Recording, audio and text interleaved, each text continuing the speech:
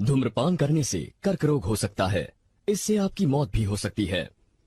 Smoking causes cancer, smoking kills. शराब पीना सेहत के लिए हानिकारक है। Liquor drinking is injurious to health.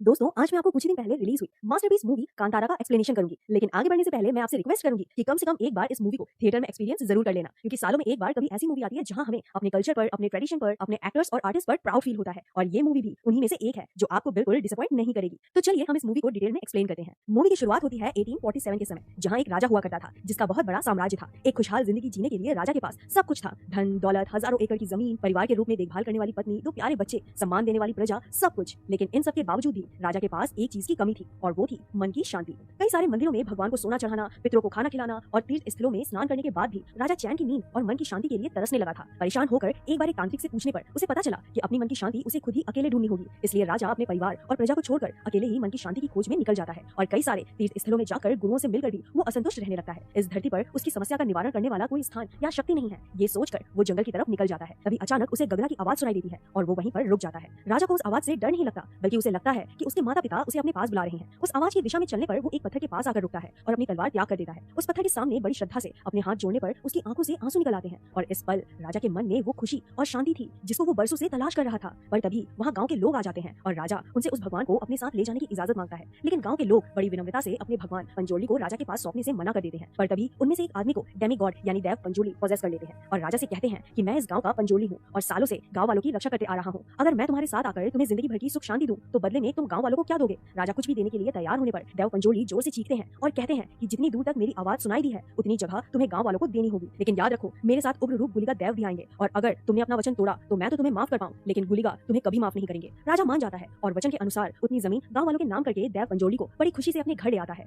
उस दिन के बाद राजा की जिंदगी में कभी सुख और शांति की कमी नहीं होती और उनका जीवन संतुष्ट हो जाता है। अब यहाँ से कहानी 1970s में आती है, जहाँ उसी गाँव में भूता कोला नाम का एक फेस्टिवल चल रहा था। भूता यानी स्पिरिट और कोला यानी सेरेमनी या फेस्टिवल। दरअसल ये एक एंशिएंट रिचुअल होता है जिसमें कर्नाटका के उडुपी मैंगलोर रीजन में रहने वाले तुलु कम्युनिटी के लोग भगवान या देव को वर्शिप करते हैं। इस फेस्टिवल में एक परफॉर्मर मेकअप और कॉस्ट्यूम में डांस परफॉर्म करते हैं, जिस दौरान देव उन्हें पॉजेस करते हैं। देव यानी एक तरह की सुपरनेचुरल पावर्स की स्पिरिट जो परफॉर्मेंस के वक्त उस परफॉर्मर्स को पॉजेस करके अपने भक्तों को आशीर्वाद देते हैं। कहने को तो देव सिर्फ कुछ ही समय के लिए उस परफॉर्मर को पॉजेस करते हैं, पर उसी दौरान वो अपने परफॉर्मेंस के माध्यम से गांव वालों के प्रॉब्लम सॉल्व करके उन्हें फ्यूचर में आने वाले कैलेमिटी से वार्न भी करते हैं। कोला में परफॉर्म करने वाले परफॉर्मर दरअसल एक ही फैमिली से होकर जनरेशन टू जनरेशन भूता कोला में परफॉर्म करते आते हैं। ये प्रथा एंशिएंट टाइम से चलते आ रही है और आज भी इसे अपने भक्तों द्वारा बड़ी श्रद्धा से फॉलो किया जाता है। गांव वालों का मानना है कि अपने गांव को फलने फूलने और उन्हें किसी भी खतरे से दूर रखने के लिए देव को वर्शिप करना जरूरी है। हालांकि तुलु कम्युनिटी के लोग कई सारे देवास में मानते हैं, पर इस मूवी में पंजोली देव और गुलिका देव का रेफरेंस दिया गया है। अब प्रेजेंट टाइम में शिवा नाम के एक बच्चे के पिताजी भूता कोला में परफॉर्म कर रहे थे और उस सेरेमनी में उस राजा का एक वंश भी आया हुआ था जिसे भूता कोला और देव में जरा भी विश्वास नहीं था, पर फिर भी वो वहाँ सिर्फ इसलिए आया था ताकि सबके सामने वो अपने पूर्वजों की जमीन गांव वालों से वापस मांग सके।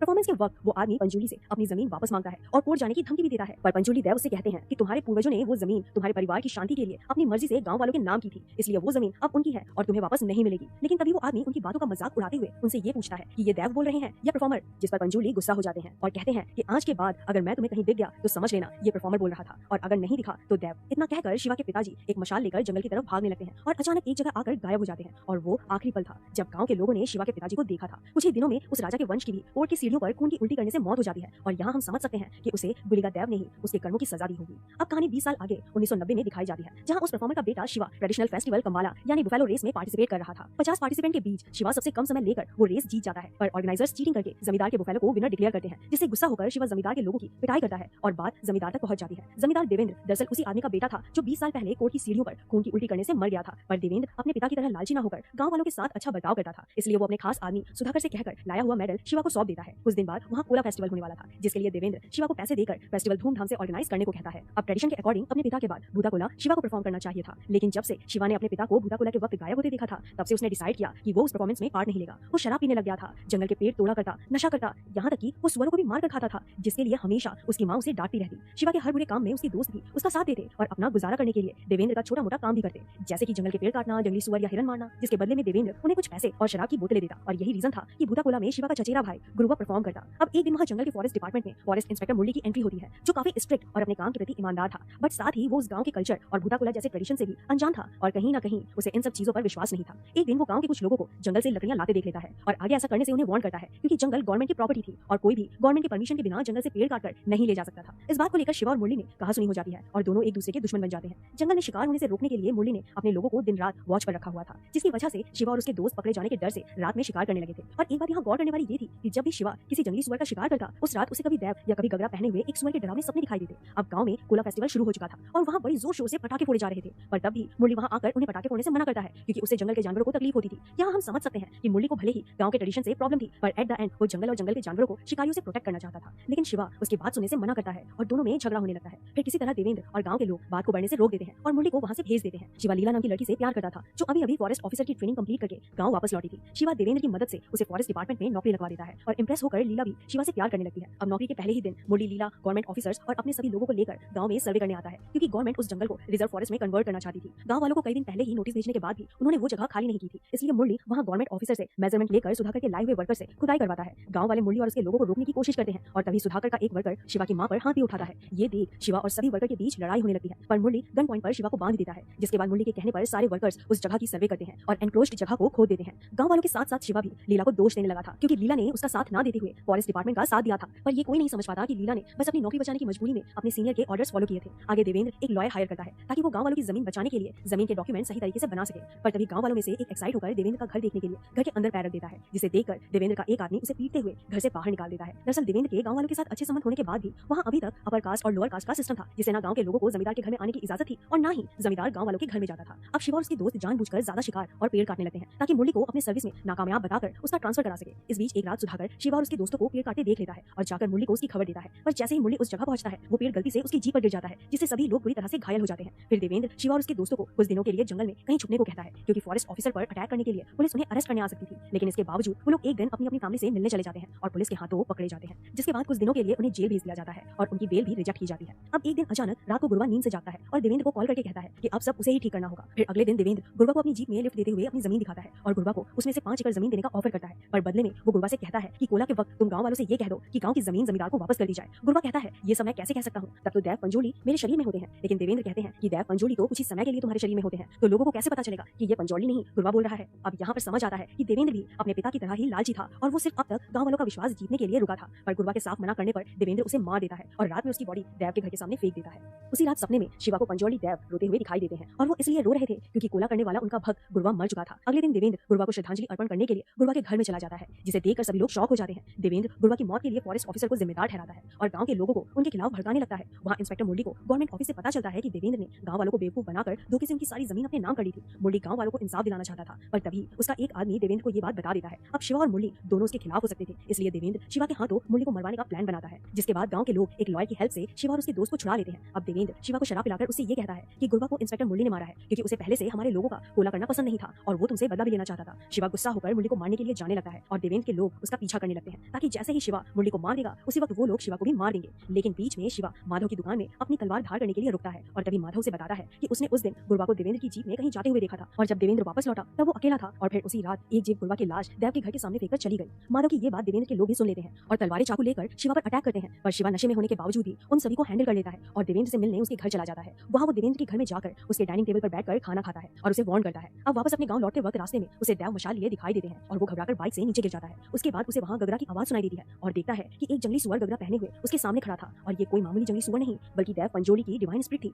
शिवा मशाल लेकर उसके पीछे जाने लगता है और उसी जगह आ पहुंचता है जहाँ से उसके पिताजी गायब हुए थे। तभी उसे देव की आवाज सुनाई देती है जो उसे सभी बुरे कामों को छोड़कर उनकी सेवा करने को कहते हैं। वहाँ गांव में इंस्पेक्टर मुरली सभी लोगों को बताता है कि देवेंद्र ने उनकी सारी जमीन अपने नाम कर ली है, इसलिए अब उनके पास एक ही रास्ता है कि जब भी गवर्नमेंट इस जंगल को रिजर्व फॉरेस्ट डिक्लेयर कर देगी तब गांव के लोग गवर्नमेंट से बात करके अपनी जमीन वापस मांग सकते हैं और सर्वे किए हुए डॉक्यूमेंट्स के अकॉर्डिंग जिसकी जितनी भी जमीन थी उन्हें वापस मिल जाएगी। अब शिवा गांव लौटकर सबको बताता है कि देवेंद्र ने सिर्फ उनकी जमीन ही नहीं बल्कि गुरवा को भी मारा है, जिसके बाद शिवा इंस्पेक्टर मुरली से माफी मांगकर पिछली बातें भूल जाने को कहता है। पर तब तक वहाँ देवेंद्र काफी सारे गुंडे लेकर गांव वालों पर अटैक कर देता है। अपनी जान बचाने के लिए गांव वाले भी उन पर अटैक कर देते हैं, जिसमें मुरली और बाकी फॉरेस्ट ऑफिसर्स भी उनका साथ देते हैं। उनकी लड़ाई में दोनों ग्रुप के कई लोग मारे जाते हैं, जिसे देवेंद्र एक जगह बैठकर एंजॉय कर रहा होता है। इनफैक्ट वो भी लोगों को गन से शूट करके मार रहा था। पर बात ज्यादा तब बिगड़ जाती है जब देवेंद्र एक छोटी बच्ची और शिवा के दोस्त बुल्ला को शूट करके मार देता है। एक बच्ची को मारते देख सुधाकर जो अब तक देवेंद्र की गुलामी करता था वो उसके ही लोगों को मारने लगता है, लेकिन अपने खिलाफ जाने के लिए देवेंद्र उसे भी मार देता है। बुल्ला को मरते देख शिवा गुस्से में देवेंद्र को मारने के लिए उसकी तरफ भागता है, पर तभी देवेंद्र का एक आदमी शिवा को बहुत बुरी तरह मारने लगता है, जिसका शिवा के पास कोई जवाब नहीं होता। उसके बाद वो उसका गला पकड़कर उसे हवा में लटका देता है, जिससे शिवा की मौत हो जाती है। शिवा के मरने से देवेंद्र अपने काम में कामयाब हो चुका था, इसलिए वो वो गांव वालों के सामने कोला ट्रेडिशन की इंसल्ट करता है और देव को भी झूठा बताता है। पर तभी देव शिवा के पास आकर चिल्लाते हुए उससे कुछ कहते हैं, जिससे शिवा बहुत एग्रेसिवली अपने घुटनों पर खड़ा हो जाता है। लेकिन अब वो शिवा नहीं बल्कि उसके शरीर में प्रवेश हुए देव गुलिका थे, जिसे सभी गांव वाले हाथ जोड़कर प्रणाम करने लगते हैं। उसके बाद गुलिका देव एक एक करके बहुत एग्रेसिवली देवेंद्र के सभी लोगों को मार देते हैं और देवेंद्र से कहते हैं कि ये जमीन गांव वालों की है और उसे उनसे कोई नहीं छीन सकता। इतना कहकर गुलिका देव देवेंद्र को भी मार देते हैं। फिर सीन कट होकर अगले साल के कोला फेस्टिवल में दिखाया जाता है, जिसमें शिवा परफॉर्म कर रहा था। परफॉर्मेंस के समय देव पंजोली इंस्पेक्टर मुरली को गांव के लोगों का साथ देने के लिए आशीर्वाद देते हैं और इस गांव को और यहाँ के लोगों को प्रोटेक्ट करने की जिम्मेदारी भी उसे ही सौंपते हैं। शिवा की मां फाइनली शिवा को कोला परफॉर्म करते देख सेटिस्फाइड दिखाई देती है और वहाँ लीला को भी शिवा के बच्चे से प्रेग्नेंट दिखाया जाता है। जिसके बाद शिवा अपने पिता की तरह ही मशाल लेकर जंगल की तरफ भागता है और उसी सर्कल में जाकर रुकता है जहाँ उसके पिता गायब हुए थे। तभी वहाँ शिवा के पिताजी भी देव के रूप में आ जाते हैं और दोनों चिल्लाते हुए एक साथ गायब हो जाते हैं। फिर स्टोरी कुछ सालों के बाद दिखाई जाती है, जहाँ शिवा का एक दोस्त शिवा के बेटे को शिवा की कहानी बताने लगता है और मूवी यहीं खत्म हो जाती है। दोस्तों, अगर आपको इस मूवी की एक्सप्लेनेशन पसंद आई है तो प्लीज इसे लाइक करें और हमारे चैनल को सब्सक्राइब करें और हाँ, अपने दोस्तों के साथ शेयर करना बिल्कुल ना भूलें। दोस्तों, आज मैं आपको कुछ ही दिन पहले रिलीज हुई मास्टरपीस मूवी कांतारा का एक्सप्लेनेशन करूंगी, लेकिन आगे बढ़ने से पहले मैं आपसे रिक्वेस्ट करूंगी कि कम से कम एक बार इस मूवी को थिएटर में एक्सपीरियंस जरूर कर लेना, क्योंकि सालों में एक बार कभी ऐसी मूवी आती है जहां हमें अपने कल्चर पर, अपने ट्रेडिशन पर, अपने एक्टर्स और आर्टिस्ट पर प्राउड फील होता है और ये मूवी भी उन्हीं में से एक है जो आपको बिल्कुल डिसअपॉइंट नहीं करेगी। तो चलिए हम इस मूवी को डिटेल में एक्सप्लेन करते हैं। मूवी की शुरुआत होती है 1847 के समय, जहां एक राजा हुआ करता था जिसका बहुत बड़ा साम्राज्य था। एक खुशहाल जिंदगी जीने के लिए राजा के पास सब कुछ था, धन दौलत, हजारों एकड़ की जमीन, परिवार के रूप में देखभाल करने वाली पत्नी, 2 प्यारे बच्चे, सम्मान देने वाली प्रजा, सब कुछ। लेकिन इन सब के बावजूद भी राजा के पास एक चीज की कमी थी और वो थी मन की शांति। कई सारे मंदिरों में भगवान को सोना चढ़ाना, पितरों को खाना खिलाना और तीर्थ स्थलों में स्नान करने के बाद भी राजा चैन की नींद और मन की शांति के लिए तरसने लगा था। परेशान होकर एक बार एक तांत्रिक से पूछने पर उसे पता चला कि अपनी मन की शांति उसे खुद ही अकेले ढूंढनी होगी। इसलिए राजा अपने परिवार और प्रजा को छोड़कर अकेले ही मन की शांति की खोज में निकल जाता है और कई सारे तीर्थ स्थलों में जाकर गुरुओं से मिलकर भी वो असंतुष्ट रहने लगता है। इस धरती पर उसकी समस्या का निवारण करने वाला कोई स्थान या शक्ति नहीं है, ये सोचकर वो जंगल की तरफ निकल जाता है। तभी अचानक उसे गगना की आवाज सुनाई देती है और वो वहीं पर रुक जाता है। राजा को उस आवाज से डर नहीं लगता, बल्कि उसे लगता है कि उसके माता पिता उसे अपने पास बुला रहे हैं। उस आवाज की दिशा में चलने पर वो एक पत्थर के पास आकर रुकता है और अपनी तलवार त्याग कर देता है। उस पत्थर के सामने बड़ी श्रद्धा से अपने हाथ जोड़ने पर उसकी आंखों से आंसू निकल आते हैं और इस पल राजा के मन में वो खुशी और शांति थी जिसको वो बरसों से तलाश कर रहा था। पर तभी वहाँ गांव के लोग आ जाते हैं और राजा उनसे उस भगवान को अपने साथ ले जाने की इजाजत मांगता है। लेकिन गांव के लोग बड़ी विनम्रता से अपने भगवान पंजोली को राजा के पास सौंपने से मना कर देते हैं। पर तभी उनमें से एक आदमी को डेमी गॉड यानी देव पंजोली पॉजेस कर लेते हैं और राजा से कहते हैं कि मैं इस गांव का पंजोली हूँ और सालों से गांव वालों की रक्षा करते आ रहा हूँ। अगर मैं तुम्हारे साथ आकर तुम्हें जिंदगी भर की सुख शांति दूं तो बदले में तुम गांव वालों को क्या दोगे? राजा कुछ भी देने के लिए तैयार होने पर देव पंजोली जोर से चीखते हैं और कहते हैं कि जितनी दूर तक मेरी आवाज सुनाई दी है उतनी जगह तुम्हें गांव वालों को देनी होगी। लेकिन याद रखो, मेरे साथ उग्र रूप गुलिका देव भी आएंगे और अगर तुमने अपना वचन तोड़ा तो मैं तो तुम्हें माफ कर पाऊं, लेकिन गुलिका तुम्हें कभी माफ नहीं करेंगे। राजा मान जाता है और वचन के अनुसार उतनी जमीन गांव वालों के नाम करके देव पंजोली को बड़ी खुशी से अपने घर ले आता है। उस दिन के बाद राजा की जिंदगी में कभी सुख और शांति की कमी नहीं होती और उनका जीवन संतुष्ट हो जाता है। अब यहाँ से कहानी 1970s में आती है, जहाँ उसी गाँव में भूता कोला नाम का एक फेस्टिवल चल रहा था। भूता यानी स्पिरिट और कोला यानी सेरेमनी या फेस्टिवल। दरअसल ये एक एंशिएंट रिचुअल होता है जिसमें कर्नाटका के उडुपी मैंगलोर रीजन में रहने वाले तुलु कम्युनिटी के लोग भगवान या देव को वर्शिप करते हैं। इस फेस्टिवल में एक परफॉर्मर मेकअप और को कॉस्ट्यूम में डांस परफॉर्म करते हैं, जिस दौरान देव उन्हें पॉजेस करते हैं। देव यानी एक तरह की सुपरनेचुरल पावर्स की स्पिरिट जो परफॉर्मेंस के वक्त उस परफॉर्मर्स को पॉजेस करके अपने भक्तों को आशीर्वाद देते हैं। कहने को तो देव सिर्फ कुछ ही समय के लिए उस परफॉर्मर को पॉजेस करते हैं, पर उसी दौरान वो अपने परफॉर्मेंस के माध्यम से गांव वालों के प्रॉब्लम सॉल्व करके उन्हें फ्यूचर में आने वाले कैलेमिटी से वार्न भी करते हैं। कोला में परफॉर्म करने वाले परफॉर्मर दरअसल एक ही फैमिली से होकर जनरेशन टू जनरेशन भूता कोला में परफॉर्म करते आते हैं। ये प्रथा एंशिएंट टाइम से चलते आ रही है और आज भी इसे अपने भक्तों द्वारा बड़ी श्रद्धा से फॉलो किया जाता है। गांव वालों का मानना है कि अपने गांव को फलने फूलने और उन्हें किसी भी खतरे से दूर रखने के लिए देव को वर्शिप करना जरूरी है। हालांकि तुलु कम्युनिटी के लोग कई सारे देवास में मानते हैं, पर इस मूवी में पंजोली देव और गुलिका देव का रेफरेंस दिया गया है। अब प्रेजेंट टाइम में शिवा नाम के एक बच्चे के पिताजी भूता कोला में परफॉर्म कर रहे थे और उस सेरेमनी में उस राजा का एक वंश भी आया हुआ था जिसे भूता कोला और देव में जरा भी विश्वास नहीं था, पर फिर भी वो वहाँ सिर्फ इसलिए आया था ताकि सबके सामने वो अपने पूर्वजों की जमीन गांव वालों से वापस मांग सके। परफॉर्मेंस के वक्त वो आदमी पंजोली से अपनी जमीन वापस मांगता है और कोर्ट जाने की धमकी भी देता है, पर पंजोली देव उससे कहते हैं कि तुम्हारे पूर्वजों ने वो जमीन तुम्हारे परिवार की शांति के लिए अपनी मर्जी से गांव वालों के नाम की थी, इसलिए वो जमीन अब उनकी है और तुम्हें वापस नहीं मिलेगी। लेकिन तभी वो आदमी उनकी बातों का मजाक उड़ाते हुए उनसे ये पूछता है कि ये देव बोल रहे हैं या परफॉर्मर, जिस पर पंजोली गुस्सा हो जाते हैं और कहते हैं कि आज के बाद अगर मैं तुम्हें कहीं दिख गया तो समझ लेना ये परफॉर्मर बोल रहा था और अगर नहीं दिखा तो देव। इतना कहकर शिवा के पिताजी एक मशाल लेकर जंगल की तरफ भागने लगते हैं और अचानक एक जगह आकर गायब हो जाते हैं और वो आखिरी पल था जब गांव के लोगों ने शिवा के पिताजी को देखा था। कुछ ही दिनों में उस राजा के वंश की भी कोर्ट की सीढ़ियों पर खून की उल्टी करने से मौत हो जाती है और यहाँ हम समझ सकते हैं कि उसे गुलिका देव ने ही उसके कर्मों की सजा दी होगी। अब कहानी 20 साल आगे 1990 में दिखाई जाती है, जहाँ उस परफॉर्मर का बेटा शिवा ट्रेडिशनल फेस्टिवल कम्बाला यानी बुफेलो रेस में पार्टिसिपेट कर रहा था। 50 पार्टिसिपेंट के बीच शिवा सबसे कम समय लेकर वो रेस जीत जाता है, पर ऑर्गेनाइजर्स चीटिंग करके जमींदार के बुफेलो को विनर डिक्लेयर करते हैं, जिससे गुस्सा होकर शिवा जमींदार के लोगों की पिटाई करता है और बात जमींदार तक पहुंच जाती है। जमींदार देवेंद्र दरअसल उसी आदमी का बेटा था जो 20 साल पहले कोर्ट की सीढ़ियों पर खून की उल्टी करने से मर गया था, पर देवेंद्र अपने पिता की तरह लालची न होकर गांव वालों के साथ अच्छा बर्ताव करता था, इसलिए वो अपने खास आदमी सुधाकर से कहकर लाया हुआ मेडल शिवा को सौंप देता है। कुछ दिन बाद वहाँ कोला फेस्टिवल होने वाला था, जिसके लिए देवेंद्र शिवा को पैसे देकर फेस्टिवल धूमधाम से ऑर्गेनाइज करने को कहता है। अब ट्रेडिशन के अकॉर्डिंग अपने पिता के बाद भूता कोला शिवा को परफॉर्म करना चाहिए था, लेकिन जब से शिवा ने अपने पिता को भूता कोला के वक्त गायब होते देखा था तब से उसने डिसाइड किया कि वो उस परफॉर्मेंस में पार्ट नहीं लेगा। वो शराब पीने लग गया था, जंगल के पेड़ तोड़ा करता, नशा करता, यहाँ तक कि वो सुअरों को भी मार कर खाता था, जिसके लिए हमेशा उसकी माँ उसे डांटती रहती। शिवा के हर बुरे काम में उसके दोस्त भी उसका साथ देते और अपना गुजारा करने के लिए देवेंद्र का छोटा मोटा काम भी करते, जैसे कि जंगल के पेड़ काटना, जंगली सुअर या हिरन मारना, जिसके बदले में देवेंद्र उन्हें कुछ पैसे और शराब की बोतलें देता। और यही रीजन था कि भूताकोला में शिवा का चचेरा भाई गुरुवा परफॉर्म करता। अब एक दिन वहाँ जंगल के फॉरेस्ट डिपार्टमेंट में फॉरेस्ट इंस्पेक्टर मुरली की एंट्री होती है, जो काफी स्ट्रिक्ट और अपने काम के प्रति ईमानदार था,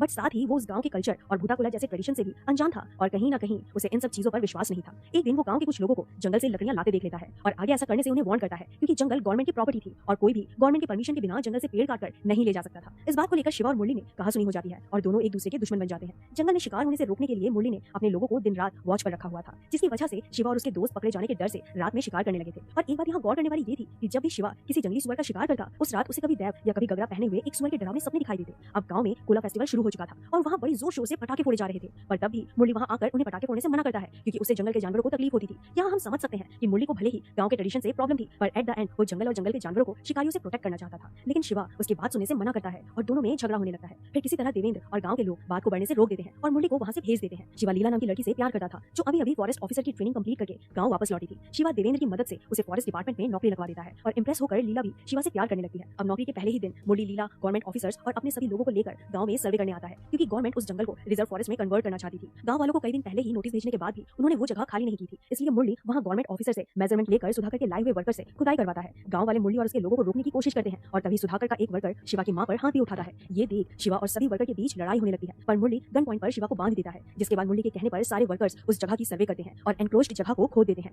गांव वालों के साथ साथ शिवा भी लीला को दोष देने लगा था, क्योंकि लीला ने उसका साथ ना देते हुए फॉरेस्ट डिपार्टमेंट का साथ दिया था। पर ये कोई नहीं समझ पाता कि लीला ने बस अपनी नौकरी बचाने की मजबूरी में अपने सीनियर के ऑर्डर्स फॉलो किए थे। आगे देवेंद्र एक लॉयर हायर करता है ताकि वो गांव वालों की जमीन बचाने के लिए जमीन के डॉक्यूमेंट सही तरीके से बना सके। पर तभी गांव वालों में से एक एक्साइट होकर देवेंद्र का घर देखने के लिए घर के अंदर पैर रख देता है, जिसे देखकर देवेंद्र का एक आदमी उसे पीटते हुए घर से बाहर निकाल देता है। दरअसल देवेंद्र के गांव वालों के साथ अच्छे संबंध होने के बाद भी वहाँ अभी तक अपर कास्ट और लोअर कास्ट का सिस्टम था, जिसे ना गांव के लोगों को जमींदार के घर में आने की इजाजत थी और ना ही जमींदार गांव वालों के घर में जाता था। अब शिवा और उसके दोस्त जानबूझकर ज्यादा शिकार और पेड़ काटने लगते हैं ताकि मुरली को अपने सर्विस में नाकामयाब बताकर उसका ट्रांसफर करा सके। इस बीच एक रात सुधाकर शिवा और उसके दोस्तों को पेड़ काटते देख लेता है और जाकर मुरली को उसकी खबर देता है, पर जैसे ही मुरली उस जगह पहुंचता है वो पेड़ गलती से उसकी जीप पर गिर जाता है, जिससे सभी लोग बुरी तरह से घायल हो जाते हैं। फिर देवेंद्र शिवा और उसके दोस्तों को कुछ दिनों के लिए जंगल में कहीं छुपने को कहता है, क्योंकि फॉरेस्ट ऑफिसर पर अटैक करने के लिए पुलिस उन्हें अरेस्ट करने आ सकती थी। लेकिन इसके बावजूद वो लोग एक दिन अपनी फैमिली से मिलने चले जाते हैं और पुलिस के हाथों पकड़े जाते हैं, जिसके बाद कुछ दिनों के लिए उन्हें जेल भेज दिया जाता है और उनकी बेल भी रिजेक्ट की जाती है। अब एक दिन अचानक रात को गुरुवा नींद से जागता है और देवेंद्र को कॉल करके कहता है कि अब सब उसे ही ठीक करना होगा। फिर अगले दिन देवेंद्र गुरुवा को अपनी जीप में लिफ्ट देते हुए अपनी जमीन दिखाता है और गुरुवा को उसमें से 5 एकड़ जमीन देने का ऑफर करता है, पर बदले में वो गुरुवा से कहता है कि कोला के वक्त तुम गांव वालों से ये कह दो कि गांव की जमीन जमींदार को वापस कर दी जाए। गुरुवा कहता है ये सब मैं कैसे कह सकता हूँ, तब तो देव पंजोली मेरे शरीर में होते हैं। लेकिन देवेंद्र कहते हैं कि देव पंजोली तो कुछ ही समय के लिए तुम्हारे शरीर में होते हैं, तो लोगों को कैसे पता चलेगा कि ये पंजोली नहीं गुरुवा बोल रहा है। अब यहाँ पर समझ आता है कि देवेंद्र भी अपने पिता की तरह ही लालची था और वो सिर्फ अब तक गांव वालों का विश्वास जीतने के लिए रुका था। पर गुरुवा के साफ मना करने पर देवेंद्र उसे मार देता है और रात में उसकी बॉडी देव के घर के सामने फेंक देता है। उसी रात सपने में शिवा को पंजोली देव रोते हुए दिखाई देते हैं और वो इसलिए रो रहे थे क्योंकि कोला करने वाला उनका भक्त गुरुवा मर चुका था। अगले दिन देवेंद्र गुरुवा को श्रद्धांजलि अर्पण करने के लिए गुरुवा के घर में चला जाता है, जिसे देखकर सभी लोग शॉक हो जाते हैं। देवेंद्र गुरुवा की मौत के लिए फॉरेस्ट ऑफिसर को जिम्मेदार ठहराता है और गांव के लोगों को उनके खिलाफ भड़काने लगता है। वहाँ इंस्पेक्टर मुरली को गवर्नमेंट ऑफिस से पता चलता है कि देवेंद्र ने गांव वालों को बेवकूफ बनाकर धोखे से उनकी सारी जमीन अपने नाम कर ली थी। मुरली गांव वालों को इंसाफ दिलाना चाहता था, पर तभी उसका एक आदमी देवेंद्र को ये बात बता देता है। अब शिवा और मुरली दोनों उसके खिलाफ हो सकते थे, इसलिए देवेंद्र शिवा के हाथों मुरली को मरवाने का प्लान बनाता है, जिसके बाद गांव के लोग एक लॉयर की हेल्प से शिवा और उसके दोस्त को छुड़ा लेते हैं। अब देवेंद्र शिवा को शराब पिलाकर उससे ये कहता है कि गुरुवा को इंस्पेक्टर मुरली ने मारा है, क्योंकि उसे पहले से हमारे लोगों का कोला करना पसंद नहीं था और वो तुमसे बदला भी लेना चाहता था। शिवा गुस्सा होकर मुरली को मारने के लिए जाने लगता है और देवेंद्र के लोग उसका पीछा करने लगते हैं, ताकि जैसे ही शिवा मुरली को मार देगा उसी वक्त वो लोग शिवा को भी मार देंगे। लेकिन बीच में शिवा माधव की दुकान में अपनी तलवार धार करने के लिए रुकता है और तभी माधव से बताता है कि उसने उस दिन गुरुवा को देवेंद्र की जीप में कहीं जाते हुए देखा था और जब देवेंद्र वापस लौटा तब वो अकेला था और फिर उसी रात एक जीप गुरुवा की लाश देव के घर के सामने फेंककर चली गई। माधव की ये बात देवेंद्र के लोग भी सुन लेते हैं और तलवारें चाकू लेकर शिवा पर अटैक करते हैं, पर शिवा नशे में होने के बावजूद भी उन सभी को हैंडल कर लेता है और देवेंद्र से मिलने उसके घर चला जाता है। वहाँ वो देवेंद्र के घर में जाकर उसके डाइनिंग टेबल पर बैठकर खाना खाता है और उसे वार्न करता है। अब वापस अपने गांव लौटते वक्त रास्ते में उसे देव मशाल लिए दिखाई देते हैं और वो घबराकर बाइक से नीचे गिर जाता है। उसके बाद उसे वहाँ गगरा की आवाज सुनाई देती है और देखता है कि एक जंगली सुअर गगरा पहने हुए उसके सामने खड़ा था और ये कोई मामूली जंगली सुअर नहीं बल्कि देव पंजोली की डिवाइन स्पिरिट थी। शिवा मशाल लेकर उसके पीछे जाने लगता है और उसी जगह आ पहुंचता है जहाँ से उसके पिताजी गायब हुए थे। तभी उसे देव की आवाज सुनाई देती है जो उसे सभी बुरे कामों को छोड़कर उनकी सेवा करने को कहते हैं। वहाँ गांव में इंस्पेक्टर मुरली सभी लोगों को बताता है कि देवेंद्र ने उनकी सारी जमीन अपने नाम कर ली है, इसलिए अब उनके पास एक ही रास्ता है कि जब भी गवर्नमेंट इस जंगल को रिजर्व फॉरेस्ट डिक्लेयर कर देगी तब गांव के लोग गवर्नमेंट से बात करके अपनी जमीन वापस मांग सकते हैं और सर्वे किए हुए डॉक्यूमेंट्स के अकॉर्डिंग जिसकी जितनी भी जमीन थी उन्हें वापस मिल जाएगी। अब शिवा गांव लौटकर सबको बताता है कि देवेंद्र ने सिर्फ उनकी जमीन ही नहीं बल्कि गुरुवा को भी मारा है, जिसके बाद शिवा इंस्पेक्टर मुरली से माफी मांगकर पिछली बातें भूल जाने को कहता है। पर तब तक वहाँ देवेंद्र काफी सारे गुंडे लेकर गांव वालों पर अटैक कर देता है। अपनी जान बचाने के लिए गांव वाले भी उन पर अटैक कर देते हैं, जिसमें मुरली और बाकी फॉरेस्ट ऑफिसर्स भी उनका साथ देते हैं। उनकी लड़ाई में दोनों ग्रुप के कई लोग मारे जाते हैं, जिसे देवेंद्र एक जगह बैठकर एंजॉय कर रहा होता है। इनफैक्ट वो भी लोगों को गन से शूट करके मार रहा था। पर बात ज्यादा तब बिगड़ जाती है जब देवेंद्र एक छोटी बच्ची और शिवा के दोस्त बुल्ला को शूट करके मार देता है। एक बच्ची को मारते देख सुधाकर, जो अब तक देवेंद्र की गुलामी करता था, वो उसके ही लोगों को मारने लगता है, लेकिन अपने खिलाफ जाने के लिए देवेंद्र उसे भी मार देता है। बुल्ला को मरते देख शिवा गुस्से में देवेंद्र को मारने के लिए उसकी तरफ भागता है, पर तभी देवेंद्र का एक आदमी शिवा को बहुत बुरी तरह मारने लगता है, जिसका शिवा के पास कोई जवाब नहीं होता। उसके बाद वो उसका गला पकड़कर उसे हवा में लटका देता है, जिससे शिवा की मौत हो जाती है। शिवा के मरने से देवेंद्र अपने काम में कामयाब हो चुका था, इसलिए वो गांव वालों के सामने कोला ट्रेडिशन की इंसल्ट करता है और देव को भी झूठा बताता है। पर तभी देव शिवा के पास आकर चिल्लाते हुए उससे कुछ कहते हैं, जिससे शिवा बहुत एग्रेसिवली अपने घुटनों पर खड़ा हो जाता है। लेकिन अब वो शिवा नहीं बल्कि उसके शरीर में प्रवेश हुए देव गुलिका थे,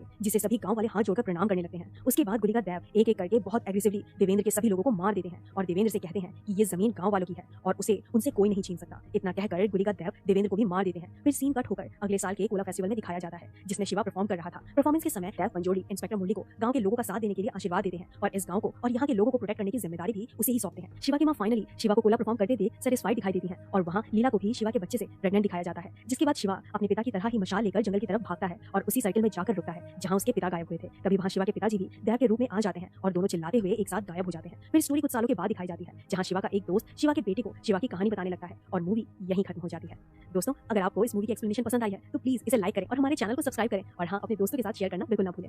दोस्तों, आज मैं आपको कुछ ही दिन पहले रिलीज हुई मास्टरपीस मूवी कांतारा का एक्सप्लेनेशन करूंगी, लेकिन आगे बढ़ने से पहले मैं आपसे रिक्वेस्ट करूंगी कि कम से कम एक बार इस मूवी को थिएटर में एक्सपीरियंस जरूर कर लेना, क्योंकि सालों में एक बार कभी ऐसी मूवी आती है जहां हमें अपने कल्चर पर, अपने ट्रेडिशन पर, अपने एक्टर्स और आर्टिस्ट पर प्राउड फील होता है और ये मूवी भी उन्हीं में से एक है जो आपको बिल्कुल डिसअपॉइंट नहीं करेगी। तो चलिए हम इस मूवी को डिटेल में एक्सप्लेन करते हैं। मूवी की शुरुआत होती है 1847 के समय, जहाँ एक राजा हुआ करता था जिसका बहुत बड़ा साम्राज्य था। एक खुशहाल जिंदगी जीने के लिए राजा के पास सब कुछ था, धन दौलत, हजारों एकड़ की जमीन, परिवार के रूप में देखभाल करने वाली पत्नी, 2 प्यारे बच्चे, सम्मान देने वाली प्रजा, सब कुछ। लेकिन इन सब के बावजूद भी राजा के पास एक चीज की कमी थी और वो थी मन की शांति। कई सारे मंदिरों में भगवान को सोना चढ़ाना, पितरों को खाना खिलाना और तीर्थ स्थलों में स्नान करने के बाद भी राजा चैन की नींद और मन की शांति के लिए तरसने लगा था। परेशान होकर एक बार एक तांत्रिक से पूछने पर उसे पता चला कि अपनी मन की शांति उसे खुद ही अकेले ढूंढनी होगी। इसलिए राजा अपने परिवार और प्रजा को छोड़कर अकेले ही मन की शांति की खोज में निकल जाता है और कई सारे तीर्थ स्थलों में जाकर गुरुओं से मिलकर भी वो असंतुष्ट रहने लगता है। इस धरती पर उसकी समस्या का निवारण करने वाला कोई स्थान या शक्ति नहीं है, ये सोचकर वो जंगल की तरफ निकल जाता है। तभी अचानक उसे गगना की आवाज सुनाई देती है और वो वहीं पर रुक जाता है। राजा को उस आवाज से डर नहीं लगता, बल्कि उसे लगता है कि उसके माता पिता उसे अपने पास बुला रहे हैं। उस आवाज की दिशा में चलने पर वो एक पत्थर के पास आकर रुकता है और अपनी तलवार त्याग कर देता है। उस पत्थर के सामने बड़ी श्रद्धा से अपने हाथ जोड़ने पर उसकी आंखों से आंसू निकल आते हैं और इस पल राजा के मन में वो खुशी और शांति थी जिसको वो बरसों से तलाश कर रहा था। पर तभी वहाँ गांव के लोग आ जाते हैं और राजा उनसे उस भगवान को अपने साथ ले जाने की इजाजत मांगता है, लेकिन गांव के लोग बड़ी विनम्रता से अपने भगवान पंजोली को राजा के पास सौंपने से मना कर देते हैं। पर तभी उनमें से एक आदमी को डेमी गॉड यानी देव पंजोली पॉजेस कर लेते हैं और राजा से कहते हैं कि मैं इस गांव का पंजोली हूँ और सालों से गांव वालों की रक्षा करते आ रहा हूँ। अगर मैं तुम्हारे साथ आकर तुम्हें जिंदगी भर की सुख शांति दूं तो बदले में तुम गांव वालों को क्या दोगे? राजा कुछ भी देने के लिए तैयार होने पर देव पंजोली जोर से चीखते हैं और कहते हैं कि जितनी दूर तक मेरी आवाज सुनाई दी है उतनी जगह तुम्हें गांव वालों को देनी होगी, लेकिन याद रखो मेरे साथ उग्र रूप गुलिका देव भी आएंगे और अगर तुमने अपना वचन तोड़ा तो मैं तो तुम्हें माफ कर पाऊं, लेकिन गुलिका तुम्हें कभी माफ नहीं करेंगे। राजा मान जाता है और वचन के अनुसार उतनी जमीन गांव वालों के नाम करके देव पंजोली को बड़ी खुशी से अपने घर ले आता है।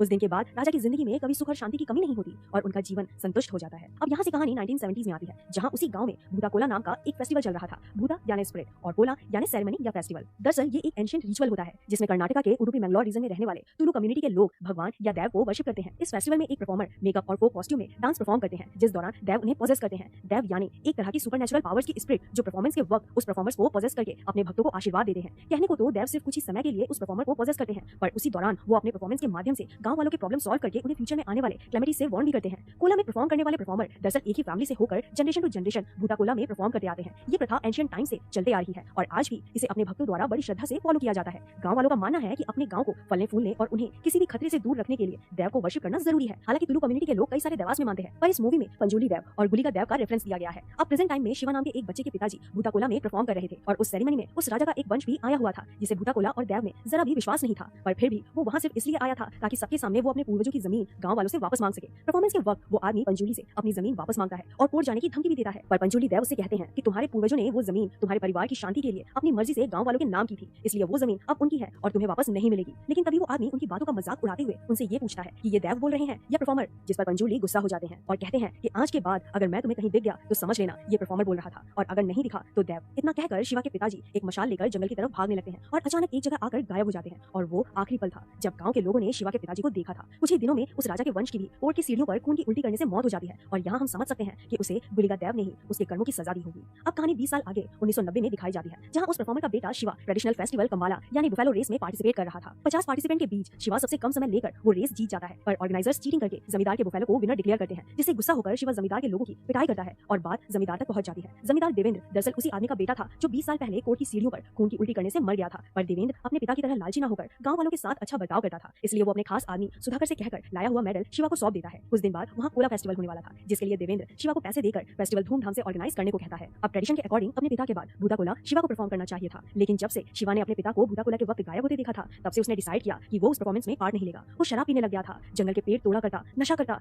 यहाँ तक कि वो सुअरों को भी मार कर खाता था, जिसके लिए हमेशा उसकी माँ उसे डांटती रहती। शिवा के हर बुरे काम में उसके दोस्त भी उसका साथ देते और अपना गुजारा करने के लिए देवेंद्र का छोटा मोटा काम भी करते, जैसे कि जंगल के पेड़ काटना, जंगली सुअर या हिरन मारना, जिसके बदले में देवेंद्र उन्हें कुछ पैसे और शराब की बोतलें देता। और यही रीजन था कि भूता कोला में शिवा का चचेरा भाई गुरुवा परफॉर्म करता। अब एक दिन वहाँ जंगल के फॉरेस्ट डिपार्टमेंट में फॉरेस्ट इंस्पेक्टर मुरली की एंट्री होती है, जो काफी स्ट्रिक्ट और अपने काम के प्रति ईमानदार था, बट साथ ही वो उस गांव के कल्चर और भूता कोला जैसे ट्रेडिशन से भी अनजान था और कहीं ना कहीं उसे इन सब चीजों पर विश्वास नहीं था। एक दिन वो गांव के कुछ लोगों को जंगल से लकड़ियां लाते देख लेता है और आगे ऐसा करने से उन्हें वार्न करता है, क्योंकि जंगल गवर्नमेंट की प्रॉपर्टी थी और कोई भी गवर्नमेंट के परमिशन के बिना जंगल से पेड़ काटकर नहीं ले जा सकता था। इस बात को लेकर शिवा और मुरली में कहासुनी हो जाती है और दोनों एक दूसरे के दुश्मन बन जाते हैं। जंगल में शिकार होने से रोकने के लिए मुरली ने अपने लोगों को दिन रात वॉच पर रखा हुआ था, जिसकी वजह से शिवा और उसके दोस्त पकड़े जाने के डर से रात में शिकार करने लगे थे। और एक बात यहाँ गौर करने वाली ये थी कि जब भी शिवा किसी जंगली सुअर का शिकार करता, उस रात उसे कभी दैव या कभी गगरा पहने हुए एक सुअर के डरावने सपने दिखाई देते। अब गांव में कोला फेस्टिवल शुरू हो चुका था और वहाँ बड़ी जोर शोर से पटाखे फोड़े जा रहे थे, पर तब भी मुरली वहाँ आकर उन्हें पटाखे फोड़ने से मना करता है, क्योंकि उससे जंगल के जानवरों को तकलीफ होती थी। यहाँ हम समझ सकते हैं कि मुरली को भले ही गांव के ट्रेडिशन से प्रॉब्लम थी, पर एट द एंड वो जंगल और जंगल के जानवरों को शिकारियों से प्रोटेक्ट करना चाहता था। लेकिन शिवा उसकी बात सुनने से मना करता है और दोनों में झगड़ा होने लगता है। फिर किसी तरह देवेंद्र और गांव के लोग बात को बढ़ने से रोक देते हैं और मुरली को वहाँ से भेज देते हैं। शिवा लीला नाम की लड़की से प्यार करता था, जो अभी अभी फॉरेस्ट ऑफिसर की ट्रेनिंग कंप्लीट करके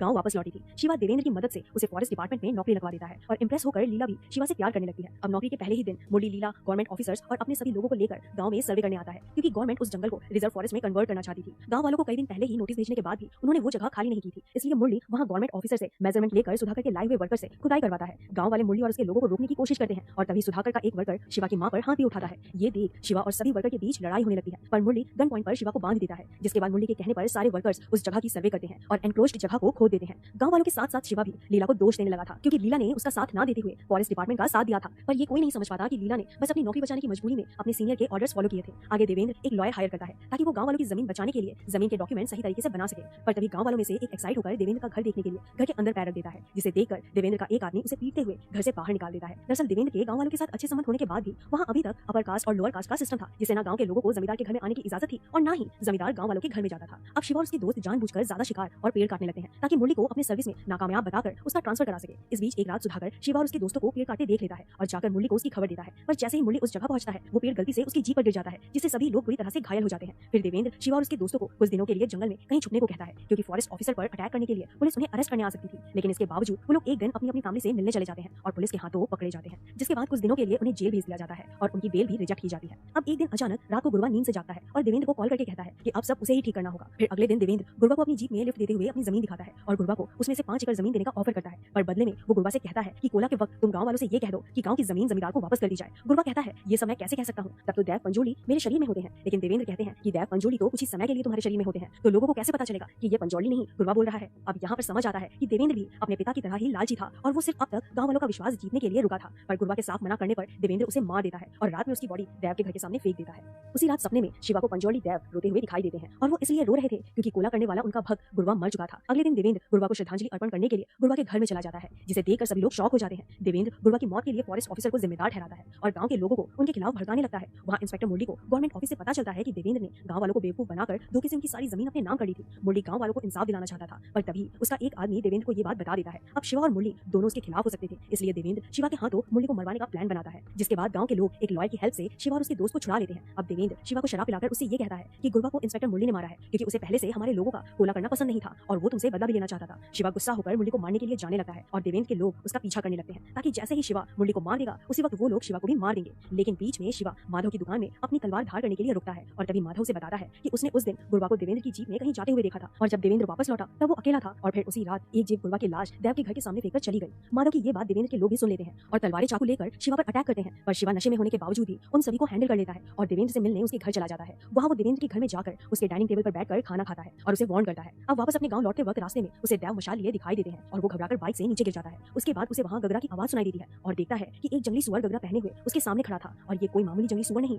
बल्कि देव पंजोली की डिवाइन स्पिरिट थी। शिवा मशाल लेकर उसके पीछे जाने लगता है और उसी जगह आ पहुंचता है जहाँ से उसके पिताजी गायब हुए थे। तभी उसे देव की आवाज सुनाई देती है जो उसे सभी बुरे कामों को छोड़कर उनकी सेवा करने को कहते हैं। वहाँ गाँव में इंस्पेक्टर मुरली सभी लोगों को बताता है कि देवेंद्र ने उनकी सारी जमीन अपने नाम कर ली है, इसलिए अब उनके पास एक ही रास्ता है कि जब भी गवर्नमेंट इस जंगल को रिजर्व फॉरेस्ट डिक्लेयर कर देगी तब गांव के लोग गवर्नमेंट से बात करके अपनी जमीन वापस मांग सकते हैं और सर्वे किए हुए डॉक्यूमेंट्स के अकॉर्डिंग जिसकी जितनी भी जमीन थी उन्हें वापस मिल जाएगी। अब शिवा गांव लौटकर सबको बताता है कि देवेंद्र ने सिर्फ उनकी जमीन ही नहीं बल्कि गुरवा को भी मारा है, जिसके बाद शिवा इंस्पेक्टर मुरली से माफी मांगकर पिछली बातें भूल जाने को कहता है। पर तब तक वहां देवेंद्र काफी सारे गुंडे लेकर गांव वालों पर अटैक कर देता है। अपनी जान बचाने के लिए गांव वाले भी उन पर अटैक कर देते हैं, जिसमें मुरली और बाकी फॉरेस्ट ऑफिसर्स भी उनका साथ देते हैं। उनकी लड़ाई में दोनों ग्रुप के कई लोग मारे जाते हैं, जिसे देवेंद्र एक जगह बैठकर एंजॉय कर रहा होता है। इनफैक्ट वो भी लोगों को गन से शूट करके मार रहा था। पर बात ज्यादा तब बिगड़ जाती है जब देवेंद्र एक छोटी बच्ची और शिवा के दोस्त बुल्ला को शूट करके मार देता है। एक बच्ची को मारते देख सुधाकर, जो अब तक देवेंद्र की गुलामी करता था, वो उसके ही लोगों को मारने लगता है, लेकिन अपने खिलाफ जाने के लिए देवेंद्र उसे भी मार देता है। बुल्ला को मरते देख शिवा गुस्से में देवेंद्र को मारने के लिए उसकी तरफ भागता है, पर तभी देवेंद्र का एक आदमी शिवा को बहुत बुरी तरह मारने लगता है, जिसका शिवा के पास कोई जवाब नहीं होता। उसके बाद वो उसका गला पकड़कर उसे हवा में लटका देता है, जिससे शिवा की मौत हो जाती है। शिवा के मरने से देवेंद्र अपने काम में कामयाब हो चुका था, इसलिए वो गांव वालों के सामने कोला ट्रेडिशन की इंसल्ट करता है और देव को भी झूठा बताता है। पर तभी देव शिवा के पास आकर चिल्लाते हुए उससे कुछ कहते हैं, जिससे शिवा बहुत एग्रेसिवली अपने घुटनों पर खड़ा हो जाता है। लेकिन अब वो शिवा नहीं बल्कि उसके शरीर में प्रवेश हुए देव गुलिका थे,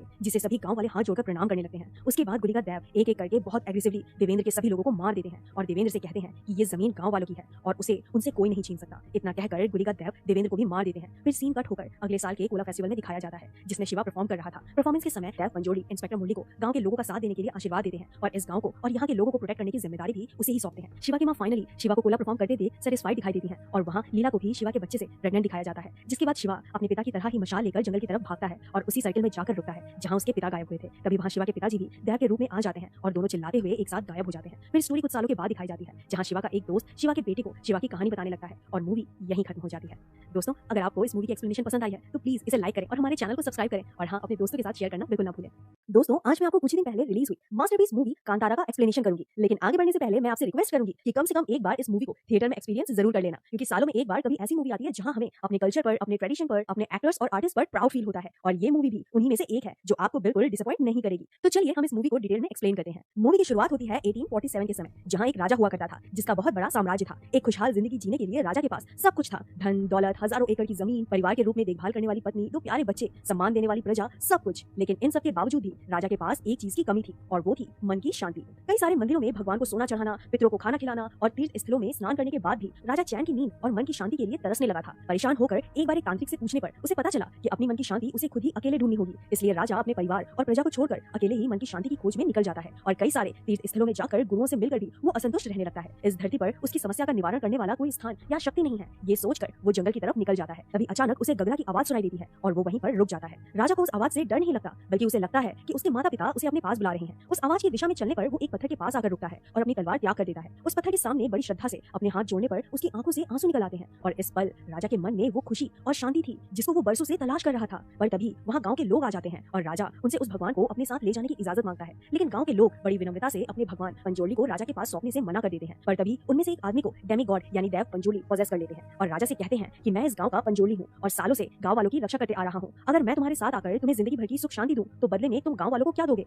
राजा कुछ भी देने के लिए तैयार होने पर देव पंजोली जोर से चीखते हैं और कहते हैं कि जितनी दूर तक मेरी आवाज सुनाई दी है उतनी जगह तुम्हें गांव वालों को देनी होगी, लेकिन याद रखो मेरे साथ उग्र रूप गुलिका देव भी आएंगे और अगर तुमने अपना वचन तोड़ा तो मैं तो तुम्हें माफ कर पाऊं, लेकिन गुलिका तुम्हें कभी माफ नहीं करेंगे। राजा मान जाता है और वचन के अनुसार उतनी जमीन गांव वालों के नाम करके देव पंजोली को बड़ी खुशी से अपने घर ले आता है। उस दिन के बाद राजा की जिंदगी में कभी सुख और शांति की कमी नहीं होती और उनका जीवन संतुष्ट हो जाता है। अब यहाँ से कहानी 1970s में आती है, जहाँ उसी गाँव में भूता कोला नाम का एक फेस्टिवल चल रहा था। भूता यानी स्पिरिट और कोला यानी सेरेमनी या फेस्टिवल। दरअसल ये एक एंशिएंट रिचुअल होता है जिसमें कर्नाटका के उडुपी मैंगलोर रीजन में रहने वाले तुलु कम्युनिटी के लोग भगवान या देव को वर्शिप करते हैं। इस फेस्टिवल में एक परफॉर्मर मेकअप और फोक कॉस्ट्यूम में डांस परफॉर्म करते हैं, जिस दौरान देव उन्हें पॉजेस करते हैं। देव यानी एक तरह की सुपरनेचुरल पावर्स की स्पिरिट जो परफॉर्मेंस के वक्त उस परफॉर्मर्स को पॉजेस करके अपने भक्तों को आशीर्वाद देते हैं। कहने को तो देव सिर्फ कुछ ही समय के लिए उस परफॉर्मर को पॉजेस करते हैं, पर उसी दौरान वो अपने परफॉर्मेंस के माध्यम से गांव वालों के प्रॉब्लम सॉल्व करके उन्हें फ्यूचर में आने वाले कैलेमिटी से वार्न भी करते हैं। कोला में परफॉर्म करने वाले परफॉर्मर दरअसल एक ही फैमिली से होकर जनरेशन टू जनरेशन भूता कोला में परफॉर्म करते आते हैं। ये प्रथा एंशिएंट टाइम से चलते आ रही है और आज भी इसे अपने भक्तों द्वारा बड़ी श्रद्धा से फॉलो किया जाता है। गांव वालों का मानना है कि अपने गांव को फलने फूलने और उन्हें किसी भी खतरे से दूर रखने के लिए देव को वर्शिप करना जरूरी है। हालांकि तुलु कम्युनिटी के लोग कई सारे देवास में मानते हैं, पर इस मूवी में पंजोली देव और गुलिका देव का रेफरेंस दिया गया है। अब प्रेजेंट टाइम में शिवा नाम के एक बच्चे के पिताजी भूता कोला में परफॉर्म कर रहे थे और उस सेरेमनी में उस राजा का एक वंश भी आया हुआ था जिसे भूता कोला और देव में जरा भी विश्वास नहीं था, पर फिर भी वो वहाँ सिर्फ इसलिए आया था ताकि सबके सामने वो अपने पूर्वजों की जमीन गांव वालों से वापस मांग सके। परफॉर्मेंस के वक्त वो आदमी पंजोली से अपनी जमीन वापस मांगता है और कोर्ट जाने की धमकी भी देता है, पर पंजोली देव उससे कहते हैं कि तुम्हारे पूर्वजों ने वो जमीन तुम्हारे परिवार की शांति के लिए अपनी मर्जी से गांव वालों के नाम की थी, इसलिए वो जमीन अब उनकी है और तुम्हें वापस नहीं मिलेगी। लेकिन तभी वो आदमी उनकी बातों का मजाक उड़ाते हुए उनसे ये पूछता है कि ये देव बोल रहे हैं या परफॉर्मर,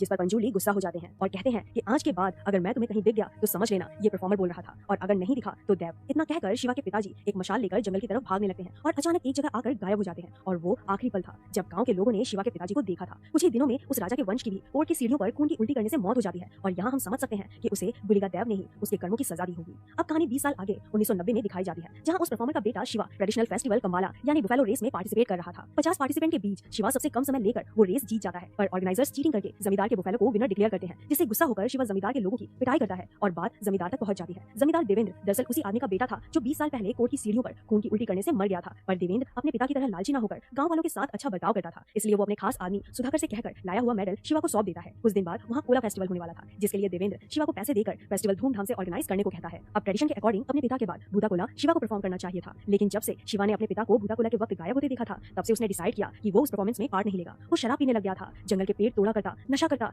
यहाँ तक कि वो सुअरों को भी मार कर खाता था, जिसके लिए हमेशा उसकी माँ उसे डांटती रहती। शिवा के हर बुरे काम में उसके दोस्त भी उसका साथ देते और अपना गुजारा करने के लिए देवेंद्र का छोटा मोटा काम भी करते, जैसे कि जंगल के पेड़ काटना, जंगली सुअर या हिरन मारना, जिसके बदले में देवेंद्र उन्हें कुछ पैसे और शराब की बोतलें देता। और यही रीजन था कि भूता कोला में शिवा का चचेरा भाई गुरुवा परफॉर्म करता। अब एक दिन वहाँ जंगल के फॉरेस्ट डिपार्टमेंट में फॉरेस्ट इंस्पेक्टर मुरली की एंट्री होती है, जो काफी स्ट्रिक्ट और अपने काम के प्रति ईमानदार था, बट साथ ही वो उस गांव के कल्चर और भूता कोला जैसे ट्रेडिशन से भी अनजान था और कहीं ना कहीं उसे इन सब चीजों पर विश्वास नहीं था। एक दिन वो गांव के कुछ लोगों को जंगल से लकड़ियां लाते देख लेता है और आगे ऐसा करने से उन्हें वार्न करता है, क्योंकि जंगल गवर्नमेंट की प्रॉपर्टी थी और कोई भी गवर्नमेंट की परमिशन के बिना जंगल से पेड़ काटकर नहीं ले जा सकता था। इस बात को लेकर शिवा और मुरली में कहासुनी हो जाती है और दोनों एक दूसरे के दुश्मन बन जाते हैं। जंगल में शिकार होने से रोकने के लिए मुरली ने अपने लोगों को दिन रात वॉच पर रखा हुआ था, जिसकी वजह से शिवा और उसके दोस्त पकड़े जाने के डर से रात में शिकार करने लगे थे। और एक बात यहाँ गौर करने वाली ये थी कि जब भी शिवा किसी जंगली सुअर का शिकार करता, उस रात उसे कभी देव या कभी गगरा पहने हुए एक सुअर के डरावने सपने दिखाई देते। अब गांव में कोला फेस्टिवल शुरू हो चुका था और वहाँ बड़ी जोर शोर से पटाखे फोड़े जा रहे थे, पर तब भी मुरली वहाँ आकर उन्हें पटाखे फोड़ने से मना करता है, क्योंकि उससे जंगल के जानवरों को तकलीफ होती थी। यहाँ हम समझ सकते हैं कि मुरली को भले ही गांव के ट्रेडिशन से प्रॉब्लम थी, पर एट द एंड वो जंगल और जंगल के जानवरों को शिकारियों से प्रोटेक्ट करना चाहता था। लेकिन शिवा उसकी बात सुनने से मना करता है और दोनों में झगड़ा होने लगता है। फिर किसी तरह देवेंद्र और गांव के लोग बात को बढ़ने से रोक देते हैं और मुरली को वहाँ से भेज देते हैं। शिवा लीला नाम की लड़की से प्यार करता था, जो अभी अभी फॉरेस्ट ऑफिसर की ट्रेनिंग कंप्लीट करके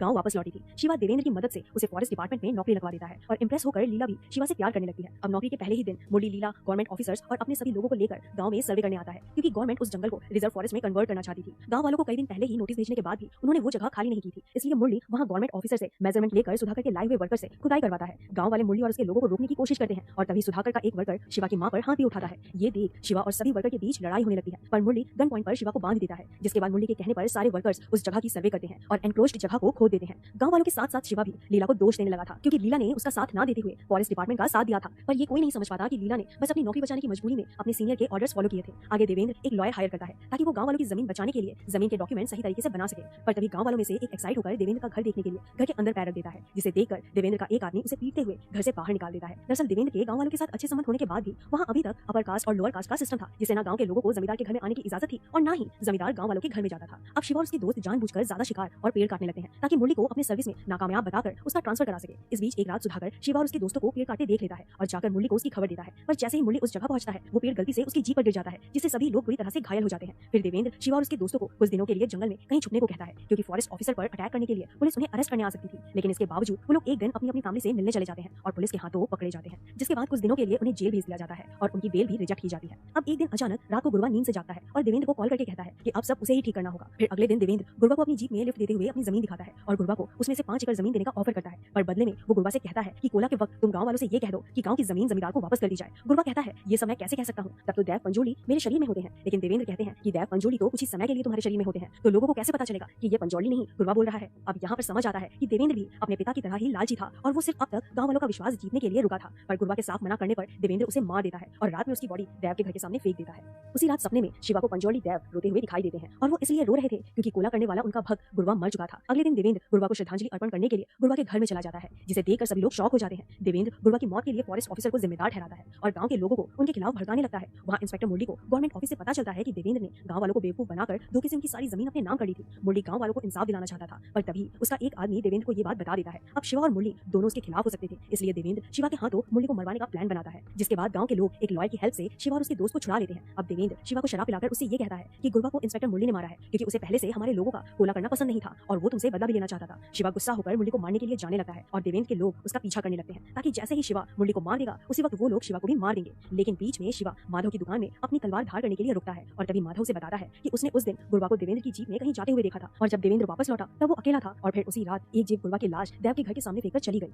माधव की ये बात देवेंद्र के लोग भी सुन लेते हैं और तलवारें चाकू लेकर शिवा पर अटैक करते हैं, पर शिवा नशे में होने के बावजूद भी उन सभी को हैंडल कर लेता है और देवेंद्र से मिलने उसके घर चला जाता है। वहाँ वो देवेंद्र के घर में जाकर उसके डाइनिंग टेबल पर बैठकर खाना खाता है और उसे वार्न करता है। अब वापस अपने गांव लौटते वक्त रास्ते में उसे देव मशाल लिए दिखाई देते हैं और वो घबराकर बाइक से नीचे गिर जाता है। उसके बाद उसे वहाँ गगरा की आवाज सुनाई देती है और देखता है कि एक जंगली सुअर गगरा पहने हुए उसके सामने खड़ा था और ये कोई मामूली जंगली सुअर नहीं बल्कि देव पंजोली की डिवाइन स्पिरिट थी। शिवा मशाल लेकर उसके पीछे जाने लगता है और उसी जगह आ पहुंचता है जहाँ से उसके पिताजी गायब हुए थे। तभी उसे देव की आवाज सुनाई देती है जो उसे सभी बुरे कामों को छोड़कर उनकी सेवा करने को कहते हैं। वहाँ गांव में इंस्पेक्टर मुरली सभी लोगों को बताता है कि देवेंद्र ने उनकी सारी जमीन अपने नाम कर ली है, इसलिए अब उनके पास एक ही रास्ता है कि जब भी गवर्नमेंट इस जंगल को रिजर्व फॉरेस्ट डिक्लेयर कर देगी तब गांव के लोग गवर्नमेंट से बात करके अपनी जमीन वापस मांग सकते हैं और सर्वे किए हुए डॉक्यूमेंट्स के अकॉर्डिंग जिसकी जितनी भी जमीन थी उन्हें वापस मिल जाएगी। अब शिवा गांव लौटकर सबको बताता है कि देवेंद्र ने सिर्फ उनकी जमीन ही नहीं बल्कि गुरबा को भी मारा है। जिसके बाद शिवा इंस्पेक्टर मुरली से माफी मांगकर पिछली बातें भूल जाने को कहता है, पर तब तक वहाँ देवेंद्र काफी सारे गुंडे लेकर गांव वालों पर अटैक कर देता है। अपनी जान बचाने के लिए गांव वाले भी उन पर अटैक कर देते हैं जिसमें मुरली और बाकी फॉरेस्ट ऑफिसर्स भी उनका साथ देते हैं। उनकी लड़ाई में दोनों ग्रुप के कई लोग मारे जाते हैं जिसे देवेंद्र एक जगह बैठकर एंजॉय कर रहा होता है। इनफैक्ट वो भी लोगों को गन से शूट करके मार रहा था, पर बात ज्यादा तब बिगड़ जाती है जब देवेंद्र एक छोटी बच्ची और शिवा के दोस्त बुल्ला को शूट करके मार देता है। एक बच्ची को मारते देख सुधाकर जो अब तक देवेंद्र की गुलामी करता था वो उसके ही लोगों को मारने लगता है, लेकिन अपने खिलाफ जाने के लिए देवेंद्र उसे भी मार देता है। बुल्ला को मरते देख शिवा गुस्से में देवेंद्र को मारने के लिए उसकी तरफ भागता है, पर तभी देवेंद्र का एक आदमी शिवा को बहुत बुरी तरह मारने लगता है जिसका शिवा के पास कोई जवाब नहीं होता। उसके बाद वो उसका गला पकड़कर उसे हवा में लटका देता है जिससे शिवा की मौत हो जाती है। शिवा के मरने से देवेंद्र अपने काम में कामयाब हो चुका था, इसलिए वो गांव वालों के सामने कोला ट्रेडिशन की इंसल्ट करता है और देव को भी झूठा बताता है। पर तभी देव शिवा के पास आकर चिल्लाते हुए उससे कुछ कहते हैं जिससे शिवा बहुत एग्रेसिवली अपने घुटनों पर खड़ा हो जाता है। लेकिन अब वो शिवा नहीं बल्कि उसके शरीर में प्रवेश हुए देव गुलिका थे जिसे सभी गांव वाले हाथ जोड़कर प्रणाम करने लगते हैं। उसके बाद गुलिका देव एक एक करके बहुत एग्रेसिवली देवेंद्र के सभी लोगों को मार देते हैं और देवेंद्र से कहते हैं कि ये जमीन गांव वालों की है और उसे उनसे कोई नहीं छीन सकता। इतना कहकर गुलिका देव देवेंद्र को भी मार देते हैं। फिर सीन कट होकर अगले साल के कोला फेस्टिवल में दिखाया जाता है जिसमें शिवा परफॉर्म कर रहा था। परफॉर्मेंस के समय देव पंजोली इंस्पेक्टर मुरली को गांव के लोगों का साथ देने के लिए आशीर्वाद देते हैं और इस गांव को और यहाँ के लोगों को प्रोटेक्ट करने की जिम्मेदारी भी उसे ही सौंपते हैं। शिवा की मां फाइनली शिवा को कोला परफॉर्म करते देख सेटिस्फाइड दिखाई देती है और वहाँ लीला को भी शिवा के बच्चे से प्रेग्नेंट दिखाया जाता है। जिसके बाद शिवा अपने पिता की तरह ही मशाल लेकर जंगल की तरफ भागता है और उसी सर्किल में जाकर रुकता है जहाँ उसके पिता गायब हुए थे। तभी वहाँ शिवा के पिताजी भी देव के रूप में आ जाते हैं और दोनों चिल्लाते हुए एक साथ गायब हो जाते हैं। फिर स्टोरी कुछ सालों के बाद दिखाई जाती है जहाँ शिवा का एक दोस्त शिवा के बेटे को शिवा की कहानी बताने लगता है और मूवी यहीं खत्म हो जाती है। दोस्तों, अगर आपको इस मूवी की एक्सप्लेनेशन पसंद आई है तो प्लीज इसे लाइक करें और हमारे चैनल को सब्सक्राइब करें और हाँ, अपने दोस्तों के साथ शेयर करना बिल्कुल ना भूलें। दोस्तों, आज मैं आपको कुछ दिन पहले रिलीज हुई मास्टरपीस मूवी कांतारा का एक्सप्लेनेशन करूंगी, लेकिन आगे बढ़ने से पहले मैं आपसे रिक्वेस्ट करूंगी कि कम से कम एक बार इस मूवी को थिएटर में एक्सपीरियंस जरूर कर लेना, क्योंकि सालों में एक बार कभी ऐसी मूवी आती है जहां हमें अपने कल्चर पर, अपने ट्रेडिशन पर, अपने एक्टर्स और आर्टिस्ट पर प्राउड फील होता है और ये मूवी भी उन्हीं में से एक है जो आपको बिल्कुल डिसअपॉइंट नहीं करेगी। तो चलिए हम इस मूवी को डिटेल में एक्सप्लेन करते हैं। मूवी की शुरुआत होती है 1847 के समय, जहां एक राजा हुआ करता था जिसका बहुत बड़ा साम्राज्य था। एक खुशहाल जिंदगी जीने के लिए राजा के पास सब कुछ था, धन दौलत, हजारों एकड़ की जमीन, परिवार के रूप में देखभाल करने वाली पत्नी, 2 प्यारे बच्चे, सम्मान देने वाली प्रजा, सब कुछ। लेकिन इन सब के बावजूद भी राजा के पास एक चीज की कमी थी और वो थी मन की शांति। कई सारे मंदिरों में भगवान को सोना चढ़ाना, पितरों को खाना खिलाना और तीर्थ स्थलों में स्नान करने के बाद भी राजा चैन की नींद और मन की शांति के लिए तरसने लगा था। परेशान होकर एक बार एक तांत्रिक से पूछने पर उसे पता चला कि अपनी मन की शांति उसे खुद ही अकेले ढूंढनी होगी। इसलिए राजा अपने परिवार और प्रजा को छोड़कर अकेले ही मन की शांति की खोज में निकल जाता है और कई सारे तीर्थ स्थलों में जाकर गुरुओं से मिलकर भी वो असंतुष्ट रहने लगता है। इस धरती पर उसकी समस्या का निवारण करने वाला कोई स्थान या शक्ति नहीं है, ये सोचकर वो जंगल की तरफ निकल जाता है। तभी अचानक उसे गगरा की आवाज सुनाई देती है और वो वहीं पर रुक जाता है। राजा को उस आवाज से डर नहीं लगता, बल्कि उसे लगता है कि उसके माता पिता उसे अपने पास बुला रहे हैं। उस आवाज की दिशा में चलने पर वो एक पत्थर के पास आकर रुकता है और अपनी तलवार त्याग कर देता है। उस पत्थर के सामने बड़ी श्रद्धा से अपने हाथ जोड़ने पर उसकी आंखों से आंसू निकल आते हैं और इस पल राजा के मन में वो खुशी और शांति थी जिसको वो बरसों से तलाश कर रहा था। पर तभी वहाँ गांव के लोग आ जाते हैं और राजा उनसे उस भगवान को अपने साथ ले जाने की इजाजत मांगता है, लेकिन गांव के लोग बड़ी विनम्रता से अपने भगवान पंजोली को राजा के पास सौंपने से मना कर देते हैं। पर तभी उनमें से एक आदमी को डेमी गॉड यानी देव पंजोली पॉजेस कर लेते हैं और राजा से कहते हैं कि मैं इस गांव का पंजोली हूँ और सालों से गांव वालों की रक्षा करते आ रहा हूँ। अगर मैं तुम्हारे साथ आकर तुम्हें जिंदगी भर की सुख शांति दूं तो बदले में तुम गांव वालों को क्या दोगे? राजा कुछ भी देने के लिए तैयार होने पर देव पंजोली जोर से चीखते हैं और कहते हैं कि जितनी दूर तक मेरी आवाज सुनाई दी है उतनी जगह तुम्हें गांव वालों को देनी होगी, लेकिन याद रखो मेरे साथ उग्र रूप गुलिका देव भी आएंगे और अगर तुमने अपना वचन तोड़ा तो मैं तो तुम्हें माफ कर पाऊं, लेकिन गुलिका तुम्हें कभी माफ नहीं करेंगे। राजा मान जाता है और वचन के अनुसार उतनी जमीन गांव वालों के नाम करके देव पंजोली को बड़ी खुशी से अपने घर ले आता है। उस दिन के बाद राजा की जिंदगी में कभी सुख और शांति की कमी नहीं होती और उनका जीवन संतुष्ट हो जाता है। अब यहाँ से कहानी 1970s में आती है, जहाँ उसी गांव में भूता कोला नाम का एक फेस्टिवल चल रहा था। भूता यानी स्पिरिट और कोला यानी सेरेमनी या फेस्टिवल। दरअसल ये एक एंशिएंट रिचुअल होता है जिसमें कर्नाटका के उडुपी मैंगलोर रीजन में रहने वाले तुलु कम्युनिटी के लोग भगवान या देव को वर्शिप करते हैं। इस फेस्टिवल में एक परफॉर्मर मेकअप और फोक कॉस्ट्यूम में डांस परफॉर्म करते हैं, जिस दौरान देव उन्हें पॉजेस करते हैं। देव यानी एक तरह की सुपरनेचुरल पावर्स की स्पिरिट जो परफॉर्मेंस के वक्त उस परफॉर्मर्स को पॉजेस करके अपने भक्तों को आशीर्वाद देते हैं। कहने को तो देव सिर्फ कुछ ही समय के लिए उस परफॉर्मर को पॉजेस करते हैं, पर उसी दौरान वो अपने परफॉर्मेंस के माध्यम से गांव वालों के प्रॉब्लम सॉल्व करके उन्हें फ्यूचर में आने वाले कैलेमिटी से वार्न भी करते हैं। कोला में परफॉर्म करने वाले परफॉर्मर दरअसल एक ही फैमिली से होकर जनरेशन टू जनरेशन भूता कोला में परफॉर्म करते आते हैं। ये प्रथा एंशिएंट टाइम से चलते आ रही है और आज भी इसे अपने भक्तों द्वारा बड़ी श्रद्धा से फॉलो किया जाता है। गांव वालों का मानना है कि अपने गांव को फलने फूलने और उन्हें किसी भी खतरे से दूर रखने के लिए देव को वर्शिप करना जरूरी है। हालांकि तुलु कम्युनिटी के लोग कई सारे देवास में मानते हैं, पर इस मूवी में पंजोली देव और गुलिका देव का रेफरेंस दिया गया है। अब प्रेजेंट टाइम में शिवा नाम के एक बच्चे के पिताजी भूताकोला में परफॉर्म कर रहे थे और उस सेरेमनी में उस राजा का एक वंश भी आया हुआ था जिसे भूताकोला और देव में जरा भी विश्वास नहीं था, पर फिर भी वो वहाँ सिर्फ इसलिए आया था ताकि सबके सामने वो अपने पूर्वजों की जमीन गांव वालों से वापस मांग सके। परफॉर्मेंस के वक्त वो आदमी पंजोली से अपनी जमीन वापस मांगता है और कोर्ट जाने की धमकी भी देता है, पर पंजोली देव उससे कहते हैं कि तुम्हारे पूर्वजों ने वो जमीन तुम्हारे परिवार की शांति के लिए अपनी मर्जी से गांव वालों के नाम की थी, इसलिए वो जमीन अब उनकी है और तुम्हें वापस नहीं मिलेगी। लेकिन तभी वो आदमी उनकी बातों का मजाक उड़ाते हुए उनसे ये पूछता है कि ये देव बोल रहे हैं या परफॉर्मर,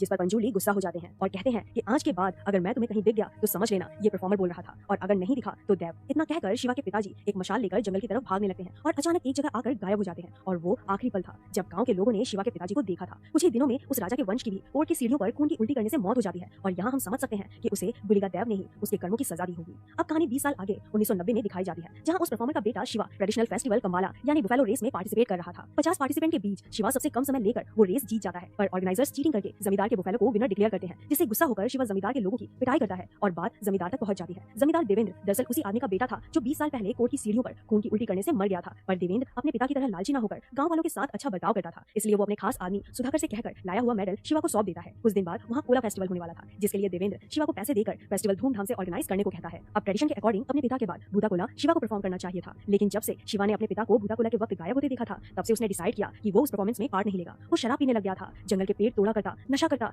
यहाँ तक कि वो सुअरों को भी मार कर खाता था, जिसके लिए हमेशा उसकी माँ उसे डांटती रहती। शिवा के हर बुरे काम में उसके दोस्त भी उसका साथ देते और अपना गुजारा करने के लिए देवेंद्र का छोटा मोटा काम भी करते, जैसे कि जंगल के पेड़ काटना, जंगली सुअर या हिरन मारना, जिसके बदले में देवेंद्र उन्हें कुछ पैसे और शराब की बोतलें देता। और यही रीजन था कि भूताकोला में शिवा का चचेरा भाई गुरुवा परफॉर्म करता। अब एक दिन वहाँ जंगल के फॉरेस्ट डिपार्टमेंट में फॉरेस्ट इंस्पेक्टर मुरली की एंट्री होती है, जो काफी स्ट्रिक्ट और अपने काम के प्रति ईमानदार था, बट साथ ही वो उस गांव के कल्चर और भूताकोला जैसे ट्रेडिशन से भी अनजान था और कहीं ना कहीं उसे इन सब चीजों पर विश्वास नहीं था। एक दिन वो गांव के कुछ लोगों को जंगल से लकड़ियां लाते देख लेता है और आगे ऐसा करने से उन्हें वार्न करता है, क्योंकि जंगल गवर्नमेंट की प्रॉपर्टी थी और कोई भी गवर्नमेंट की परमिशन के बिना जंगल से पेड़ काटकर नहीं ले जा सकता था। इस बात को लेकर शिवा और मुरली में कहासुनी हो जाती है और दोनों एक दूसरे के दुश्मन बन जाते हैं। जंगल में शिकार होने से रोकने के लिए मुरली ने अपने लोगों को दिन रात वॉच पर रखा हुआ था, जिसकी वजह से शिवा और उसके दोस्त पकड़े जाने के डर से रात में शिकार करने लगे थे। और एक बात यहाँ गौर करने वाली ये थी कि जब भी शिवा किसी जंगली सुअर का शिकार करता, उस रात उसे कभी देव या कभी गगरा पहने हुए एक सुअर के डरावने सपने दिखाई देते। अब गांव में कोला फेस्टिवल शुरू हो चुका था और वहाँ बड़ी जोर शोर से पटाखे फोड़े जा रहे थे, पर तब भी मुरली वहाँ आकर उन्हें पटाखे फोड़ने से मना करता है, क्योंकि उससे जंगल के जानवरों को तकलीफ होती थी। यहाँ हम समझ सकते हैं कि मुरली को भले ही गांव के ट्रेडिशन से प्रॉब्लम थी, पर एट द एंड वो जंगल और जंगल के जानवरों को शिकारियों से प्रोटेक्ट करना चाहता था। लेकिन शिवा उसकी बात सुनने से मना करता है और दोनों में झगड़ा होने लगता है। फिर किसी तरह देवेंद्र और गांव के लोग बात को बढ़ने से रोक देते हैं और मुरली को वहाँ से भेज देते हैं। शिवा लीला नाम की लड़की से प्यार करता था, जो अभी अभी फॉरेस्ट ऑफिसर की ट्रेनिंग कंप्लीट करके गांव वापस लौटी थी। शिवा देवेंद्र की मदद से उसे फॉरेस्ट डिपार्टमेंट में नौकरी लगवा देता है और इंप्रेस होकर लीला भी शिवा से प्यार करने लगती है। अब नौकरी के पहले ही दिन मुरली लीला गवर्नमेंट ऑफिसर्स और अपने सभी लोगों को लेकर गांव में सर्वे करने आता है, क्योंकि गवर्नमेंट उस जंगल को रिजर्व फॉरेस्ट में कन्वर्ट करना चाहती थी। गांव वालों को कई दिन पहले ही नोटिस भेजने के बाद भी उन्होंने वो जगह खाली नहीं की थी, इसलिए मुरली वहाँ गवर्नमेंट ऑफिसर से मेजरमेंट लेकर सुधाकर के लाए हुए वर्कर से खुदाई करवाता है। गांव वाले मुरली और उसके लोगों को रोकने की कोशिश करते हैं और तभी सुधाकर का एक वर्कर शिवा की मां पर हाथ भी उठाता है।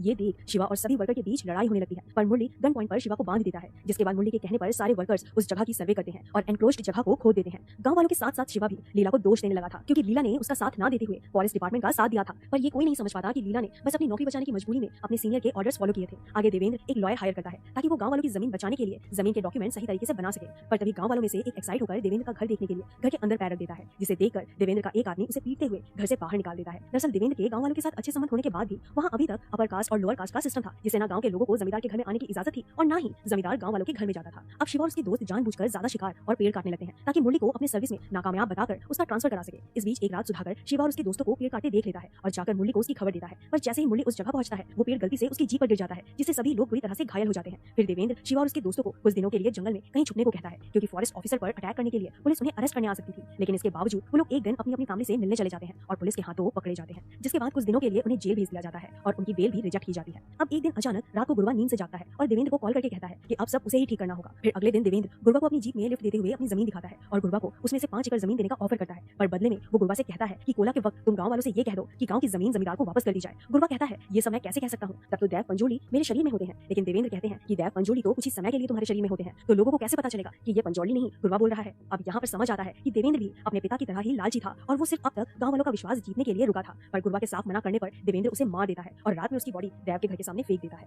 उसी रात सपने में शिवा को पंजोली देव रोते हुए दिखाई देते हैं और वो इसलिए रो रहे थे क्योंकि कोला करने वाला उनका भक्त गुरुवा मर चुका था। अगले दिन देवेंद्र गुरुवा को श्रद्धांजलि अर्पण करने के लिए गुरुवा के घर में चला जाता है, जिसे देखकर सभी लोग शॉक हो जाते हैं। देवेंद्र गुरुवा की मौत के लिए फॉरेस्ट ऑफिसर को जिम्मेदार ठहराता है और गांव के लोगों को उनके खिलाफ भड़काने लगता है। वहाँ इंस्पेक्टर मुरली को गवर्नमेंट ऑफिस से पता चलता है कि देवेंद्र ने गांव वालों को बेवकूफ बनाकर धोखे से उनकी सारी जमीन अपने नाम कर ली थी मुरली गांव वालों को इंसाफ दिलाना चाहता था, पर तभी उसका एक आदमी देवेंद्र को ये बात बता देता है। अब शिवा और मुरली दोनों उसके खिलाफ हो सकते थे, इसलिए देवेंद्र शिवा के हाथों मुरली को मरवाने का प्लान बनाता है, जिसके बाद गांव के लोग एक लॉयर की हेल्प से शिवा और उसके दोस्त को छुड़ा लेते हैं। अब देवेंद्र शिवा को शराब पिलाकर उससे ये कहता है कि गुरबा को इंस्पेक्टर मुरली ने मारा है, क्योंकि उसे पहले से हमारे लोगों का कोला करना पसंद नहीं था और वो तुमसे बदला भी लेना चाहता था। शिवा गुस्सा होकर मुरली को मारने के लिए जाने लगता है और देवेंद्र के लोग उसका पीछा करने लगते हैं, ताकि जैसे ही शिवा मुरली को मार देगा उसी वक्त वो लोग शिवा को भी मार देंगे। लेकिन बीच में शिवा माधव की दुकान में अपनी तलवार धार करने के लिए रुकता है और तभी माधव से बताता है कि उसने उस दिन गुरबा को देवेंद्र की जीप में कहीं जाते हुए देखा था और जब देवेंद्र वापस लौटा तब वो अकेला था और फिर उसी रात एक जीप गुरबा की लाश देव के घर के सामने फेंककर चली गई। माधव की ये बात देवेंद्र के लोग भी सुन लेते हैं और तलवारें चाकू लेकर शिवा पर अटैक करते हैं, पर शिवा नशे में होने के बावजूद भी उन सभी को हैंडल कर लेता है और देवेंद्र से मिलने उसके घर चला जाता है। वहाँ वो देवेंद्र के घर में जाकर उसके डाइनिंग टेबल पर बैठकर खाना खाता है और उसे वार्न करता है। अब वापस अपने गांव लौटते वक्त रास्ते में उसे देव मशाल लिए दिखाई देते हैं और वो घबराकर बाइक से नीचे गिर जाता है। उसके बाद उसे वहाँ गगरा की आवाज सुनाई देती है और देखता है कि एक जंगली सुअर गगरा पहने हुए उसके सामने खड़ा था और ये कोई मामूली जंगली सुअर नहीं बल्कि देव पंजोली की डिवाइन स्पिरिट थी। शिवा मशाल लेकर उसके पीछे जाने लगता है और उसी जगह आ पहुंचता है जहाँ से उसके पिताजी गायब हुए थे। तभी उसे देव की आवाज सुनाई देती है जो उसे सभी बुरे कामों को छोड़कर उनकी सेवा करने को कहते हैं। वहाँ गांव में इंस्पेक्टर मुरली सभी लोगों को बताता है कि देवेंद्र ने उनकी सारी जमीन अपने नाम कर ली है, इसलिए अब उनके पास एक ही रास्ता है कि जब भी गवर्नमेंट इस जंगल को रिजर्व फॉरेस्ट डिक्लेयर कर देगी तब गांव के लोग गवर्नमेंट से बात करके अपनी जमीन वापस मांग सकते हैं और सर्वे किए हुए डॉक्यूमेंट्स के अकॉर्डिंग जिसकी जितनी भी जमीन थी उन्हें वापस मिल जाएगी। अब शिवा गांव लौटकर सबको बताता है कि देवेंद्र ने सिर्फ उनकी जमीन ही नहीं बल्कि गुरबा को भी मारा है, जिसके बाद शिवा इंस्पेक्टर मुरली से माफी मांगकर पिछली बातें भूल जाने को कहता है। पर तब तक वहाँ देवेंद्र काफी सारे गुंडे लेकर गांव वालों पर अटैक कर देता है। अपनी जान बचाने के लिए गांव वाले भी उन पर अटैक कर देते हैं, जिसमें मुरली और बाकी फॉरेस्ट ऑफिसर्स भी उनका साथ देते हैं। उनकी लड़ाई में दोनों ग्रुप के कई लोग मारे जाते हैं, जिसे देवेंद्र एक जगह बैठकर एंजॉय कर रहा होता है। इनफैक्ट वो भी लोगों को गन से शूट करके मार रहा था, पर बात ज्यादा तब बिगड़ जाती है जब देवेंद्र एक छोटी बच्ची और शिवा के दोस्त बुल्ला को शूट करके मार देता है। एक बच्ची को मारते देख सुधाकर जो अब तक देवेंद्र की गुलामी करता था वो उसके ही लोगों को मारने लगता है, लेकिन अपने खिलाफ जाने के लिए देवेंद्र उसे भी मार देता है। बुल्ला को मरते देख शिवा गुस्से में देवेंद्र को मारने के लिए उसकी तरफ भागता है, पर तभी देवेंद्र का एक आदमी शिवा को बहुत बुरी तरह मारने लगता है, जिसका शिवा के पास कोई जवाब नहीं होता। उसके बाद वो उसका गला पकड़कर उसे हवा में लटका देता है, जिससे शिवा की मौत हो जाती है। शिवा के मरने से देवेंद्र अपने काम में कामयाब हो चुका था, इसलिए वो गांव वालों के सामने कोला ट्रेडिशन की इंसल्ट करता है और देव को भी झूठा बताता है। पर तभी देव शिवा के पास आकर चिल्लाते हुए उससे कुछ कहते हैं, जिससे शिवा बहुत एग्रेसिवली अपने घुटनों पर खड़ा हो जाता है। लेकिन अब वो शिवा नहीं बल्कि उसके शरीर में प्रवेश हुए देव गुलिका थे, जिसे सभी गांव वाले हाथ जोड़कर प्रणाम करने लगते हैं। उसके बाद गुलिका देव एक एक करके बहुत एग्रेसिवली देवेंद्र के सभी लोगों को मार देते हैं और देवेंद्र से कहते हैं कि ये जमीन गांव वालों की है और उसे उनसे कोई नहीं छीन सकता। इतना कहकर गुलिका देव देवेंद्र को भी मार देते हैं। फिर सीन कट होकर अगले साल के कोला फेस्टिवल में दिखाया जाता है, जिसमें शिवा परफॉर्म कर रहा था। परफॉर्मेंस के समय देव पंजोली इंस्पेक्टर मुरली को गांव के लोगों का साथ देने के लिए आशीर्वाद देते हैं और इस गांव को और यहाँ के लोगों को प्रोटेक्ट करने की जिम्मेदारी भी उसे ही सौंपते हैं। शिवा की मां फाइनली शिवा को कोला परफॉर्म करते देख सेटिस्फाइड दिखाई देती है और वहाँ लीला को भी शिवा के बच्चे से प्रेग्नेंट दिखाया जाता है, जिसके बाद शिवा अपने पिता की तरह ही मशाल लेकर जंगल की तरफ भागता है और उसी सर्किल में जाकर रुकता है जहाँ उसके पिता गायब हुए थे। तभी वहाँ शिवा के पिताजी भी देव के रूप में आ जाते हैं और दोनों चिल्लाते हुए एक साथ गायब हो जाते हैं। फिर स्टोरी कुछ सालों के बाद दिखाई जाती है, जहाँ शिवा का एक दोस्त शिवा के बेटे को शिवा की कहानी बताने लगता है और मूवी यहीं खत्म हो जाती है। दोस्तों, अगर आपको इस मूवी की एक्सप्लेनेशन पसंद आई है तो प्लीज इसे लाइक करें और हमारे चैनल को सब्सक्राइब करें और हाँ, अपने दोस्तों के साथ शेयर करना बिल्कुल ना भूलें। दोस्तों, आज मैं आपको कुछ ही दिन पहले रिलीज हुई मास्टरपीस मूवी कांतारा का एक्सप्लेनेशन करूंगी, लेकिन आगे बढ़ने से पहले मैं आपसे रिक्वेस्ट करूंगी कि कम से कम एक बार इस मूवी को थिएटर में एक्सपीरियंस जरूर कर लेना, क्योंकि सालों में एक बार कभी ऐसी मूवी आती है जहां हमें अपने कल्चर पर, अपने ट्रेडिशन पर, अपने एक्टर्स और आर्टिस्ट पर प्राउड फील होता है और ये मूवी भी उन्हीं में से एक है जो आपको बिल्कुल डिसअपॉइंट नहीं करेगी। तो चलिए हम इस मूवी को डिटेल में एक्सप्लेन करते हैं। मूवी की शुरुआत होती है 1847 के समय, जहाँ एक राजा हुआ करता था जिसका बहुत बड़ा साम्राज्य था। एक खुशहाल जिंदगी जीने के लिए राजा के पास सब कुछ था, धन दौलत, हजारों एकड़ की जमीन, परिवार के रूप में देखभाल करने वाली पत्नी, 2 प्यारे बच्चे, सम्मान देने वाली प्रजा, सब कुछ। लेकिन इन सब के बावजूद भी राजा के पास एक चीज की कमी थी और वो थी मन की शांति। कई सारे मंदिरों में भगवान को सोना चढ़ाना, पितरों को खाना खिलाना और तीर्थ स्थलों में स्नान करने के बाद भी राजा चैन की नींद और मन की शांति के लिए तरसने लगा था। परेशान होकर एक बार एक तांत्रिक से पूछने पर उसे पता चला कि अपनी मन की शांति उसे खुद ही अकेले ढूंढनी होगी। इसलिए राजा अपने परिवार और प्रजा को छोड़कर अकेले ही मन की शांति की खोज में निकल जाता है और कई सारे तीर्थ स्थलों में जाकर गुरुओं से मिलकर भी वो असंतुष्ट रहने लगता है। इस धरती पर उसकी समस्या का निवारण करने वाला कोई स्थान या शक्ति नहीं है, ये सोचकर वो जंगल की तरफ निकल जाता है। तभी अचानक उसे गगरा की आवाज सुनाई देती है और वो वहीं पर रुक जाता है। राजा को उस आवाज से डर नहीं लगता, बल्कि उसे लगता है कि उसके माता पिता उसे अपने पास बुला रहे हैं। उस आवाज की दिशा में चलने पर वो एक पत्थर के पास आकर रुकता है और अपनी तलवार त्याग कर देता है। उस पत्थर के सामने बड़ी श्रद्धा से अपने हाथ जोड़ने पर उसकी आंखों से आंसू निकल आते हैं और इस पल राजा के मन में वो खुशी और शांति थी जिसको वो बरसों से तलाश कर रहा था। पर तभी वहाँ गांव के लोग आ जाते हैं और राजा उनसे उस भगवान को अपने साथ ले जाने की इजाजत मांगता है, लेकिन गांव के लोग बड़ी विनम्रता से अपने भगवान पंजोली को राजा के पास सौंपने से मना कर देते हैं। पर तभी उनमें से एक आदमी को डेमी गॉड यानी देव पंजोली पॉजेस कर लेते हैं और राजा से कहते हैं कि मैं इस गांव का पंजोली हूँ और सालों से गांव वालों की रक्षा करते आ रहा हूँ। अगर मैं तुम्हारे साथ आकर तुम्हें जिंदगी भर की सुख शांति दूं तो बदले में तुम गांव वालों को क्या दोगे? राजा कुछ भी देने के लिए तैयार होने पर देव पंजोली जोर से चीखते हैं और कहते हैं कि जितनी दूर तक मेरी आवाज सुनाई दी है उतनी जगह तुम्हें गांव वालों को देनी होगी, लेकिन याद रखो मेरे साथ उग्र रूप गुलिका देव भी आएंगे और अगर तुमने अपना वचन तोड़ा तो मैं तो तुम्हें माफ कर पाऊं, लेकिन गुलिका तुम्हें कभी माफ नहीं करेंगे। राजा मान जाता है और वचन के अनुसार उतनी जमीन गांव वालों के नाम करके देव पंजोली को बड़ी खुशी से अपने घर ले आता है। उस दिन के बाद राजा की जिंदगी में कभी सुख और शांति की कमी नहीं होती और उनका जीवन संतुष्ट हो जाता है। अब यहाँ से कहानी 1970s में आती है, जहाँ उसी गांव में भूता कोला नाम का एक फेस्टिवल चल रहा था। भूता यानी स्पिरिट और कोला यानी सेरेमनी या फेस्टिवल। दरअसल ये एक एंशिएंट रिचुअल होता है जिसमें कर्नाटका के उडुपी मैंगलोर रीजन में रहने वाले तुलु कम्युनिटी के लोग भगवान या देव को वर्शिप करते हैं। इस फेस्टिवल में एक परफॉर्मर मेकअप और कॉस्ट्यूम में डांस परफॉर्म करते हैं, जिस दौरान देव उन्हें पोजेस करते हैं। देव यानी एक तरह की सुपरनेचुरल पावर्स की स्पिरिट जो परफॉर्मेंस के वक्त उस परफॉर्मर्स को पोजेस करके अपने भक्तों को आशीर्वाद देते हैं। कहने को तो देव सिर्फ कुछ ही समय के लिए उस परफॉर्मर को पोजेस करते हैं, पर उसी दौरान वो अपने परफॉर्मेंस के माध्यम से गांव वालों के प्रॉब्लम सॉल्व करके उन्हें फ्यूचर में आने वाले कैलेमिटी से वार्न भी करते हैं। कोला में परफॉर्म करने वाले परफॉर्मर दरअसल एक ही फैमिली से होकर जनरेशन टू जनरेशन भूता कोला में परफॉर्म करते आते हैं। ये प्रथा एंशिएंट टाइम से चलते आ रही है और आज भी इसे अपने भक्तों द्वारा बड़ी श्रद्धा से फॉलो किया जाता है। गांव वालों का मानना है कि अपने गांव को फलने फूलने और उन्हें किसी भी खतरे से दूर रखने के लिए देव को वर्शिप करना जरूरी है। हालांकि तुलु कम्युनिटी के लोग कई सारे देवास में मानते हैं, पर इस मूवी में पंजुली देव और गुलिका देव का रेफरेंस दिया गया है। अब प्रेजेंट टाइम में शिवा नाम के एक बच्चे के पिताजी भूताकोला में परफॉर्म कर रहे थे और उस सेरेमनी में उस राजा का एक वंश भी आया हुआ था जिसे भूताकोला और देव में जरा भी विश्वास नहीं था, पर फिर भी वो वहाँ सिर्फ इसलिए आया था ताकि सबके सामने वो अपने पूर्वजों की जमीन गांव वालों से वापस मांग सके। परफॉर्मेंस के वक्त वो आदमी पंजुली से अपनी जमीन वापस मांगता है और कोर्ट जाने की धमकी भी देता है, पर पंजुली देव उससे कहते हैं कि तुम्हारे पूर्वजों ने वो जमीन तुम्हारे परिवार की शांति के लिए अपनी मर्जी से गांव वालों के नाम की थी, इसलिए वो जमीन अब उनकी है और तुम्हें वापस नहीं मिलेगी। लेकिन तभी वो आदमी उनकी बातों का मजाक उड़ाते हुए उनसे ये पूछता है कि ये देव बोल रहे हैं या परफॉर्मर, जिस पर पंजुली गुस्सा हो जाते हैं और कहते हैं कि आज के बाद अगर मैं तुम्हें कहीं दिख गया तो समझ लेना ये परफॉर्मर बोल रहा था और अगर नहीं दिखा तो देव। इतना कहकर शिवा के पिताजी एक मशाल लेकर जंगल की तरफ भागने लगते हैं और अचानक एक जगह आकर गायब हो जाते हैं और वो आखिरी पल था जब गांव के लोगों ने शिवा के पिताजी को देखा था। कुछ ही दिनों में उस राजा के वंश की भी कोर्ट की सीढ़ियों पर खून की उल्टी करने से मौत हो जाती है और यहाँ हम समझ सकते हैं कि उसे गुलिका देव ने ही उसके कर्मों की सजा दी होगी। अब कहानी 20 साल आगे 1990 में दिखाई जाती है, जहाँ उस परफॉर्मर का बेटा शिवा ट्रेडिशनल फेस्टिवल कम्बाला यानी बुफेलो रेस में पार्टिसिपेट कर रहा था। 50 पार्टिसिपेंट के बीच शिवा सबसे कम समय लेकर वो रेस जीत जाता है, पर ऑर्गेनाइजर्स चीटिंग करके जमींदार के बुफेलो को विनर डिक्लेयर करते हैं, जिससे गुस्सा होकर शिवा जमींदार के लोगों की पिटाई करता है और बात जमींदार तक पहुंच जाती है। जमींदार देवेंद्र दरअसल उसी आदमी का बेटा था जो 20 साल पहले कोर्ट की सीढ़ियों पर खून की उल्टी करने से मर गया था, पर देवेंद्र अपने पिता की तरह लालची न होकर गांव वालों के साथ अच्छा बर्ताव करता था, इसलिए वो अपने खास आदमी सुधाकर से कहकर लाया हुआ मेडल शिवा को सौंप देता है। कुछ दिन बाद वहाँ कोला फेस्टिवल होने वाला था, जिसके लिए देवेंद्र शिवा को पैसे देकर फेस्टिवल धूमधाम से ऑर्गेनाइज करने को कहता है। अब ट्रेडिशन के अकॉर्डिंग अपने पिता के बाद भूताकोला शिवा को परफॉर्म करना चाहिए था, लेकिन जब से शिवा ने अपने पिता को भूताकोला के वक्त गायब होते देखा था तब से उसने डिसाइड किया कि वो उस परफॉर्मेंस में पार्ट नहीं लेगा। वो शराब पीने लग गया था, जंगल के पेड़ तोड़ा करता, नशा करता,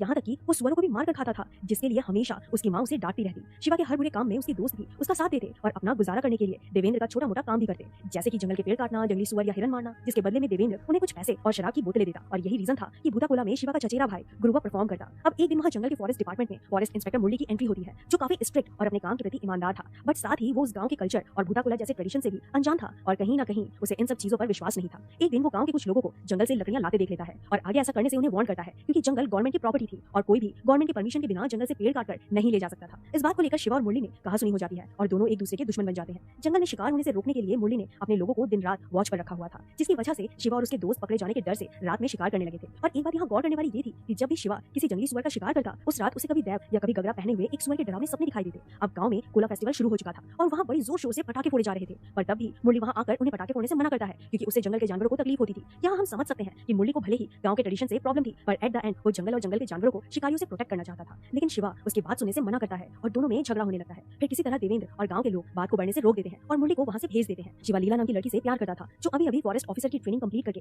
गांव वापस लौटी थी। शिवा देवेंद्र की मदद से उसे फॉरेस्ट डिपार्टमेंट में नौकरी लगवा देता है और इंप्रेस होकर लीला भी शिवा से प्यार करने लगती है। अब नौकरी के पहले ही दिन मुरली लीला गवर्नमेंट ऑफिसर्स और अपने सभी लोगों को लेकर गांव में सर्वे करने आता है, क्योंकि गवर्नमेंट उस जंगल को रिजर्व फॉरेस्ट में कन्वर्ट करना चाहती थी। गांव वालों को कई दिन पहले ही नोटिस भेजने के बाद भी उन्होंने वो जगह खाली नहीं की थी, इसलिए मुरली वहाँ गवर्नमेंट ऑफिसर से मेजरमेंट लेकर सुधाकर के लाए हुए वर्कर से खुदाई करवाता है। गांव वाले मुरली और उसके लोगों को रोकने की कोशिश करते हैं और तभी सुधाकर का एक वर्कर शिवा की मां पर हाथ भी उठाता है। ये देख शिवा और सभी वर्कर के बीच लड़ाई होने लगती है, पर मुरली गन पॉइंट पर शिवा को बांध देता है, जिसके बाद मुरली के कहने पर सारे वर्कर्स उस जगह की सर्वे करते हैं और एनक्रोच्ड जगह को खोद देते हैं। गांव वालों के साथ साथ शिवा भी लीला को दोष देने लगा था, क्योंकि लीला ने उसका साथ ना देते हुए फॉरेस्ट डिपार्टमेंट का साथ दिया था, पर ये कोई नहीं समझ पाता कि लीला ने बस अपनी नौकरी बचाने की मजबूरी में अपने सीनियर के ऑर्डर्स फॉलो किए थे। आगे देवेंद्र एक लॉयर हायर करता है ताकि वो गांव वालों की जमीन बचाने के लिए जमीन के डॉक्यूमेंट सही तरीके से बना सके, पर तभी गांव वालों में से एक एक्साइट होकर देवेंद्र का घर देखने के लिए घर के अंदर पैर रख देता है, जिसे देखकर देवेंद्र का एक आदमी उसे पीटते हुए घर से बाहर निकाल देता है। दरअसल देवेंद्र के गांव वालों के साथ अच्छे संबंध होने के बाद भी वहाँ अभी तक अपर कास्ट और लोअर कास्ट का सिस्टम था, जिसे ना गांव के लोगों को जमींदार के घर में आने की इजाजत थी और ना ही जमींदार गांव वालों के घर में जाता था। अब शिवा और उसके दोस्त जानबूझकर ज्यादा शिकार और पेड़ काटने लगते हैं ताकि मुरली को अपनी सर्विस में नाकामयाब बताकर उसका ट्रांसफर करा सके। इस बीच एक रात सुधाकर शिवा और उसके दोस्तों को पेड़ काटते देख लेता है और जाकर मुरली को उसकी खबर देता है, पर जैसे ही मुरली उस जगह पहुंचता है वो पेड़ गलती से उसकी जीप पर गिर जाता है, जिससे सभी लोग बुरी तरह से घायल हो जाते हैं। फिर देवेंद्र शिवा और उसके दोस्तों को कुछ दिनों के लिए जंगल में कहीं छुपने को कहता है, क्योंकि फॉरेस्ट ऑफिसर पर अटैक करने के लिए पुलिस उन्हें अरेस्ट करने आ सकती थी। लेकिन इसके बावजूद वो लोग एक दिन अपनी फैमिली से मिलने चले जाते हैं और पुलिस के हाथों पकड़े जाते हैं, जिसके बाद कुछ दिनों के लिए उन्हें जेल भेज दिया जाता है और उनकी बेल भी रिजेक्ट की जाती है। अब एक दिन अचानक रात को गुरुवा नींद से जागता है और देवेंद्र को कॉल करके कहता है कि अब सब उसे ही ठीक करना होगा। फिर अगले दिन देवेंद्र गुरुवा को अपनी जीप में लिफ्ट देते हुए अपनी जमीन दिखाता है और गुरुवा को उसमें से 5 एकड़ जमीन देने का ऑफर करता है, पर बदले में वो गुरुवा से कहता है कि कोला के वक्त तुम गांव वालों से ये कह दो कि गांव की जमीन जमींदार को वापस कर दी जाए। गुरुवा कहता है ये सब मैं कैसे कह सकता हूँ, तब तो देव पंजोली मेरे शरीर में होते हैं। लेकिन देवेंद्र कहते हैं कि देव पंजोली तो कुछ ही समय के लिए तुम्हारे शरीर में होते हैं, तो लोगों को कैसे पता चलेगा कि ये पंजोली नहीं गुरुवा बोल रहा है। अब यहाँ पर समझ आता है कि देवेंद्र भी अपने पिता की तरह ही लालची था और वो सिर्फ अब तक गांव वालों का विश्वास जीतने के लिए रुका था। पर गुरुवा के साफ मना करने पर देवेंद्र उसे मार देता है और रात में उसकी बॉडी देव के घर के सामने फेंक देता है। उसी रात सपने में शिवा को पंजोली देव रोते हुए दिखाई देते हैं और वो इसलिए रो रहे थे क्योंकि कोला करने वाला उनका भक्त गुरुवा मर चुका था। अगले दिन देवेंद्र गुरुवा को श्रद्धांजलि अर्पण करने के लिए गुरुवा के घर में चला जाता है, जिसे देखकर सभी लोग शॉक हो जाते हैं। देवेंद्र गुरुवा की मौत के लिए फॉरेस्ट ऑफिसर को जिम्मेदार ठहराता है और गांव के लोगों को उनके खिलाफ भड़काने लगता है। वहां इंस्पेक्टर मुरली को गवर्नमेंट ऑफिस से पता चलता है कि देवेंद्र ने गांव वालों को बेवकूफ बनाकर धोखे से उनकी सारी जमीन अपने नाम कर ली थी। मुरली गांव वालों को इंसाफ दिलाना चाहता था, पर तभी उसका एक आदमी देवेंद्र को ये बात बता देता है। अब शिवा और मुरली दोनों उसके खिलाफ हो सकते थे, इसलिए देवेंद्र शिवा के हाथों मुरली को मरवाने का प्लान बनाता है, जिसके बाद गांव के लोग एक लॉयर की हेल्प से शिवा और उसके दोस्त को छुड़ा लेते हैं। अब देवेंद्र शिवा को शराब पिलाकर उससे ये कहता है कि गुरुवा को इंस्पेक्टर मुरली ने मारा है क्योंकि उसे पहले से हमारे लोगों का कोला करना पसंद नहीं था और वो तुमसे बदला भी लेना चाहता था। शिवा गुस्सा होकर मुरली को मारने के लिए जाने लगता है और देवेंद्र के लोग उसका पीछा करने लगते हैं ताकि जैसे ही शिवा मुरली को मार देगा उसी वक्त वो लोग शिवा को भी मार देंगे। लेकिन बीच में शिवा माधव की दुकान में अपनी तलवार धार करने के लिए रुकता है और तभी माधव से बताता है कि उसने उस दिन गुरुवा को देवेंद्र की जीप में कहीं जाते हुए देखा था और जब देवेंद्र वापस लौटा तब वो अकेला था और फिर उसी रात एक जीप गुरुवा की लाश देव के घर के सामने फेंककर चली गई। माधव की ये बात देवेंद्र के लोग भी सुन लेते हैं और तलवारें चाकू लेकर शिवा पर अटैक करते हैं, पर शिवा नशे में होने के बावजूद भी उन सभी को हैंडल कर लेता है और देवेंद्र से मिलने उसके घर चला जाता है। वहाँ वो देवेंद्र के घर में जाकर उसके डाइनिंग टेबल पर बैठकर खाना खाता है और उसे वार्न करता है। अब वापस अपने गांव लौटते वक्त रास्ते में उसे देव मशाल लिए दिखाई देते हैं और वो घबराकर बाइक से नीचे गिर जाता है। उसके बाद उसे वहाँ गगरा की आवाज सुनाई देती है और देखता है कि एक जंगली सुअर गगरा पहने हुए उसके सामने खड़ा था और ये कोई मामूली जंगली सुअर नहीं बल्कि देव पंजोली की डिवाइन स्पिरिट थी। शिवा मशाल लेकर उसके पीछे जाने लगता है और उसी जगह आ पहुंचता है जहाँ से उसके पिताजी गायब हुए थे। तभी उसे देव की आवाज सुनाई देती है जो उसे सभी बुरे कामों को छोड़कर उनकी सेवा करने को कहते हैं। वहाँ गांव में इंस्पेक्टर मुरली सभी लोगों को बताता है कि देवेंद्र ने उनकी सारी जमीन अपने नाम कर ली है, इसलिए अब उनके पास एक ही रास्ता है कि जब भी गवर्नमेंट इस जंगल को रिजर्व फॉरेस्ट डिक्लेयर कर देगी तब गांव के लोग गवर्नमेंट से बात करके अपनी जमीन वापस मांग सकते हैं और सर्वे किए हुए डॉक्यूमेंट्स के अकॉर्डिंग जिसकी जितनी भी जमीन थी उन्हें वापस मिल जाएगी। अब शिवा गांव लौटकर सबको बताता है कि देवेंद्र ने सिर्फ उनकी जमीन ही नहीं बल्कि गुरुवा को भी मारा है, जिसके बाद शिवा इंस्पेक्टर मुरली से माफी मांगकर पिछली बातें भूल जाने को कहता है। पर तब तक वहाँ देवेंद्र काफी सारे गुंडे लेकर गांव वालों पर अटैक कर देता है। अपनी जान बचाने के लिए गांव वाले भी उन पर अटैक कर देते हैं, जिसमें मुरली और बाकी फॉरेस्ट ऑफिसर्स भी उनका साथ देते हैं। उनकी लड़ाई में दोनों ग्रुप के कई लोग मारे जाते हैं, जिसे देवेंद्र एक जगह बैठकर एंजॉय कर रहा होता है। इनफैक्ट वो भी लोगों को गन से शूट करके मार रहा था। पर बात ज्यादा तब बिगड़ जाती है जब देवेंद्र एक छोटी बच्ची और शिवा के दोस्त बुल्ला को शूट करके मार देता है। एक बच्ची को मारते देख सुधाकर जो अब तक देवेंद्र की गुलामी करता था वो उसके ही लोगों को मारने लगता है, लेकिन अपने खिलाफ जाने के लिए देवेंद्र उसे भी मार देता है। बुल्ला को मरते देख शिवा गुस्से में देवेंद्र को मारने के लिए उसकी तरफ भागता है, पर तभी देवेंद्र का एक आदमी शिवा को बहुत बुरी तरह मारने लगता है, जिसका शिवा के पास कोई जवाब नहीं होता। उसके बाद वो उसका गला पकड़कर उसे हवा में लटका देता है, जिससे शिवा की मौत हो जाती है। शिवा के मरने से देवेंद्र अपने काम में कामयाब हो चुका था, इसलिए वो गांव वालों के सामने कोला ट्रेडिशन की इंसल्ट करता है और देव को भी झूठा बताता है। पर तभी देव शिवा के पास आकर चिल्लाते हुए उससे कुछ कहते हैं, जिससे शिवा बहुत एग्रेसिवली अपने घुटनों पर खड़ा हो जाता है। लेकिन अब वो शिवा नहीं बल्कि उसके शरीर में प्रवेश हुए देव गुलिका थे, जिसे सभी गांव वाले हाथ जोड़कर प्रणाम करने लगते हैं। उसके बाद गुलिका देव एक एक करके बहुत एग्रेसिवली देवेंद्र के सभी लोगों को मार देते हैं और देवेंद्र से कहते हैं कि ये जमीन गांव वालों की है और उसे उनसे कोई नहीं छीन सकता। इतना कहकर गुलिका देव देवेंद्र को भी मार देते हैं। फिर सीन कट होकर अगले साल के कोला फेस्टिवल में दिखाया जाता है, जिसमें शिवा परफॉर्म कर रहा था। परफॉर्मेंस के समय देव पंजोली इंस्पेक्टर मुरली को गांव के लोगों का साथ देने के लिए आशीर्वाद देते हैं और इस गांव को और यहाँ के लोगों को प्रोटेक्ट करने की जिम्मेदारी भी उसे ही सौंपते हैं। शिवा की मां फाइनली शिवा को कोला परफॉर्म करते देख सेटिस्फाइड दिखाई देती है और वहाँ लीला को भी शिवा के बच्चे से प्रेग्नेंट दिखाया जाता है, जिसके बाद शिवा अपने पिता की तरह ही मशाल लेकर जंगल की तरफ भागता है और उसी सर्कल में जाकर रुकता है जहाँ उसके पिता गायब हुए थे। तभी वहाँ शिवा के पिताजी भी देव के रूप में आ जाते हैं और दोनों चिल्लाते हुए एक साथ गायब हो जाते हैं। फिर स्टोरी कुछ सालों के बाद दिखाई जाती है, जहाँ शिवा का एक दोस्त शिवा के बेटे को शिवा की कहानी बताने लगता है और मूवी यहीं खत्म हो जाती है। दोस्तों, अगर आपको इस मूवी की एक्सप्लेनेशन पसंद आई है तो प्लीज इसे लाइक करें और हमारे चैनल को सब्सक्राइब करें और हाँ, अपने दोस्तों के साथ शेयर करना बिल्कुल ना भूलें। दोस्तों, आज मैं आपको कुछ ही दिन पहले रिलीज हुई मास्टरपीस मूवी कांतारा का एक्सप्लेनेशन करूंगी, लेकिन आगे बढ़ने से पहले मैं आपसे रिक्वेस्ट करूंगी कि कम से कम एक बार इस मूवी को थिएटर में एक्सपीरियंस जरूर कर लेना, क्योंकि सालों में एक बार कभी ऐसी मूवी आती है जहां हमें अपने कल्चर पर, अपने ट्रेडिशन पर, अपने एक्टर्स और आर्टिस्ट पर प्राउड फील होता है और ये मूवी भी उन्हीं में से एक है जो आपको बिल्कुल डिसअपॉइंट नहीं करेगी। तो चलिए हम इस मूवी को डिटेल में एक्सप्लेन करते हैं। मूवी की शुरुआत होती है 1847 के समय, जहाँ एक राजा हुआ करता था जिसका बहुत बड़ा साम्राज्य था। एक खुशहाल जिंदगी जीने के लिए राजा के पास सब कुछ था, धन दौलत, हजारों एकड़ की जमीन, परिवार के रूप में देखभाल करने वाली पत्नी, 2 प्यारे बच्चे, सम्मान देने वाली प्रजा, सब कुछ। लेकिन इन सब के बावजूद भी राजा के पास एक चीज की कमी थी और वो थी मन की शांति। कई सारे मंदिरों में भगवान को सोना चढ़ाना, पितरों को खाना खिलाना और तीर्थ स्थलों में स्नान करने के बाद भी राजा चैन की नींद और मन की शांति के लिए तरसने लगा था। परेशान होकर एक बार एक तांत्रिक से पूछने पर उसे पता चला कि अपनी मन की शांति उसे खुद ही अकेले ढूंढनी होगी। इसलिए राजा अपने परिवार और प्रजा को छोड़कर अकेले ही मन की शांति की खोज में निकल जाता है और कई सारे तीर्थ स्थलों में जाकर गुरुओं से मिलकर भी वो असंतुष्ट रहने लगता है। इस धरती पर उसकी समस्या का निवारण करने वाला कोई स्थान या शक्ति नहीं है, ये सोचकर वो जंगल की तरफ निकल जाता है। तभी अचानक उसे गगरा की आवाज सुनाई देती है और वो वहीं पर रुक जाता है। राजा को उस आवाज से डर नहीं लगता, बल्कि उसे लगता है कि उसके माता पिता उसे अपने पास बुला रहे हैं। उस आवाज की दिशा में चलने पर वो एक पत्थर के पास आकर रुकता है और अपनी तलवार त्याग कर देता है। उस पत्थर के सामने बड़ी श्रद्धा से अपने हाथ जोड़ने पर उसकी आंखों से आंसू निकल आते हैं और इस पल राजा के मन में वो खुशी और शांति थी जिसको वो बरसों से तलाश कर रहा था। पर तभी वहाँ गांव के लोग आ जाते हैं और राजा उनसे उस भगवान को अपने साथ ले जाने की इजाजत मांगता है, लेकिन गांव के लोग बड़ी विनम्रता से अपने भगवान पंजोली को राजा के पास सौंपने से मना कर देते हैं। पर तभी उनमें से एक आदमी को डेमी गॉड यानी देव पंजोली पॉजेस कर लेते हैं और राजा से कहते हैं कि मैं मैं इस गांव का पंजोली हूँ और सालों से गांव वालों की रक्षा करते आ रहा हूँ। अगर मैं तुम्हारे साथ आकर तुम्हें जिंदगी भर की सुख शांति दूं तो बदले में तुम गांव वालों को क्या दोगे?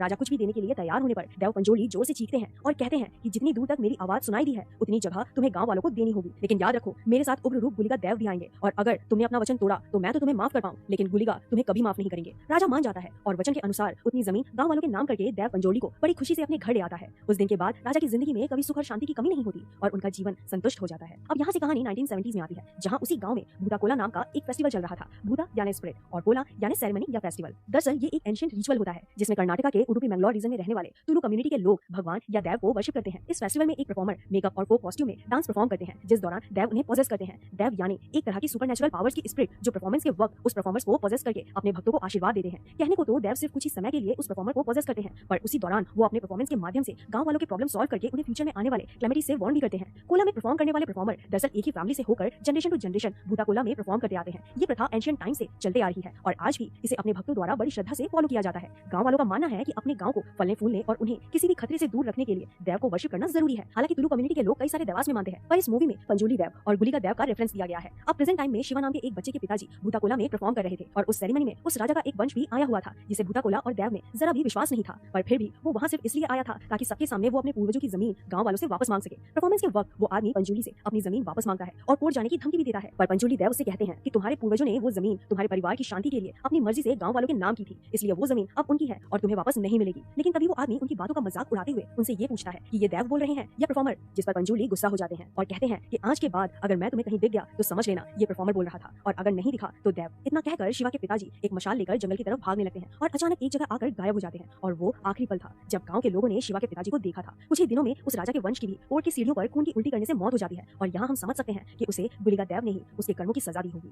अब कहानी 20 साल आगे 1990 में दिखाई जाती है, जहाँ उस परफॉर्मर का बेटा शिवा ट्रेडिशनल फेस्टिवल कम्बाला यानी बुफेलो रेस में पार्टिसिपेट कर रहा था। 50 पार्टिसिपेंट के बीच शिवा सबसे कम समय लेकर वो रेस जीत जाता है, पर ऑर्गेनाइजर्स चीटिंग करके जमींदार के बुफेलो को विनर डिक्लेयर करते हैं, जिससे गुस्सा होकर शिवा जमींदार के लोगों की पिटाई करता है और बात जमींदार तक पहुंच जाती है। जमींदार देवेंद्र दरअसल उसी आदमी का बेटा था जो 20 साल पहले कोर्ट की सीढ़ियों पर खून की उल्टी करने से मर गया था, पर देवेंद्र अपने पिता की तरह लालची न होकर गांव वालों के साथ अच्छा बर्ताव करता था, इसलिए वो अपने खास आदमी सुधाकर से कहकर लाया हुआ मेडल शिवा को सौंप देता है। कुछ दिन बाद वहाँ कोला फेस्टिवल होने वाला था, जिसके लिए देवेंद्र शिवा को पैसे देकर फेस्टिवल धूमधाम से ऑर्गेनाइज करने को कहता है। अब ट्रेडिशन के अकॉर्डिंग अपने पिता के बाद भूता कोला शिवा को परफॉर्म करना चाहिए था, लेकिन जब से शिवा ने अपने पिता को भूता कोला के वक्त गायब होते देखा था तब से उसने डिसाइड किया कि वो उस परफॉर्मेंस में पार्ट नहीं लेगा। वो शराब पीने लग गया था, जंगल के पेड़ तोड़ा करता, नशा करता, यहाँ तक कि वो सुअरों को भी मार कर खाता था, जिसके लिए हमेशा उसकी माँ उसे डांटती रहती। शिवा के हर बुरे काम में उसके दोस्त भी उसका साथ देते और अपना गुजारा करने के लिए देवेंद्र का छोटा मोटा काम भी करते, जैसे कि जंगल के पेड़ काटना, जंगली सुअर या हिरन मारना, जिसके बदले में देवेंद्र उन्हें कुछ पैसे और शराब की बोतलें देता। और यही रीजन था कि भूता कोला में शिवा का चचेरा भाई गुरुवा परफॉर्म करता। अब एक दिन वहाँ जंगल के फॉरेस्ट डिपार्टमेंट में फॉरेस्ट इंस्पेक्टर मुरली की एंट्री होती है, जो काफी स्ट्रिक्ट और अपने काम के प्रति ईमानदार था,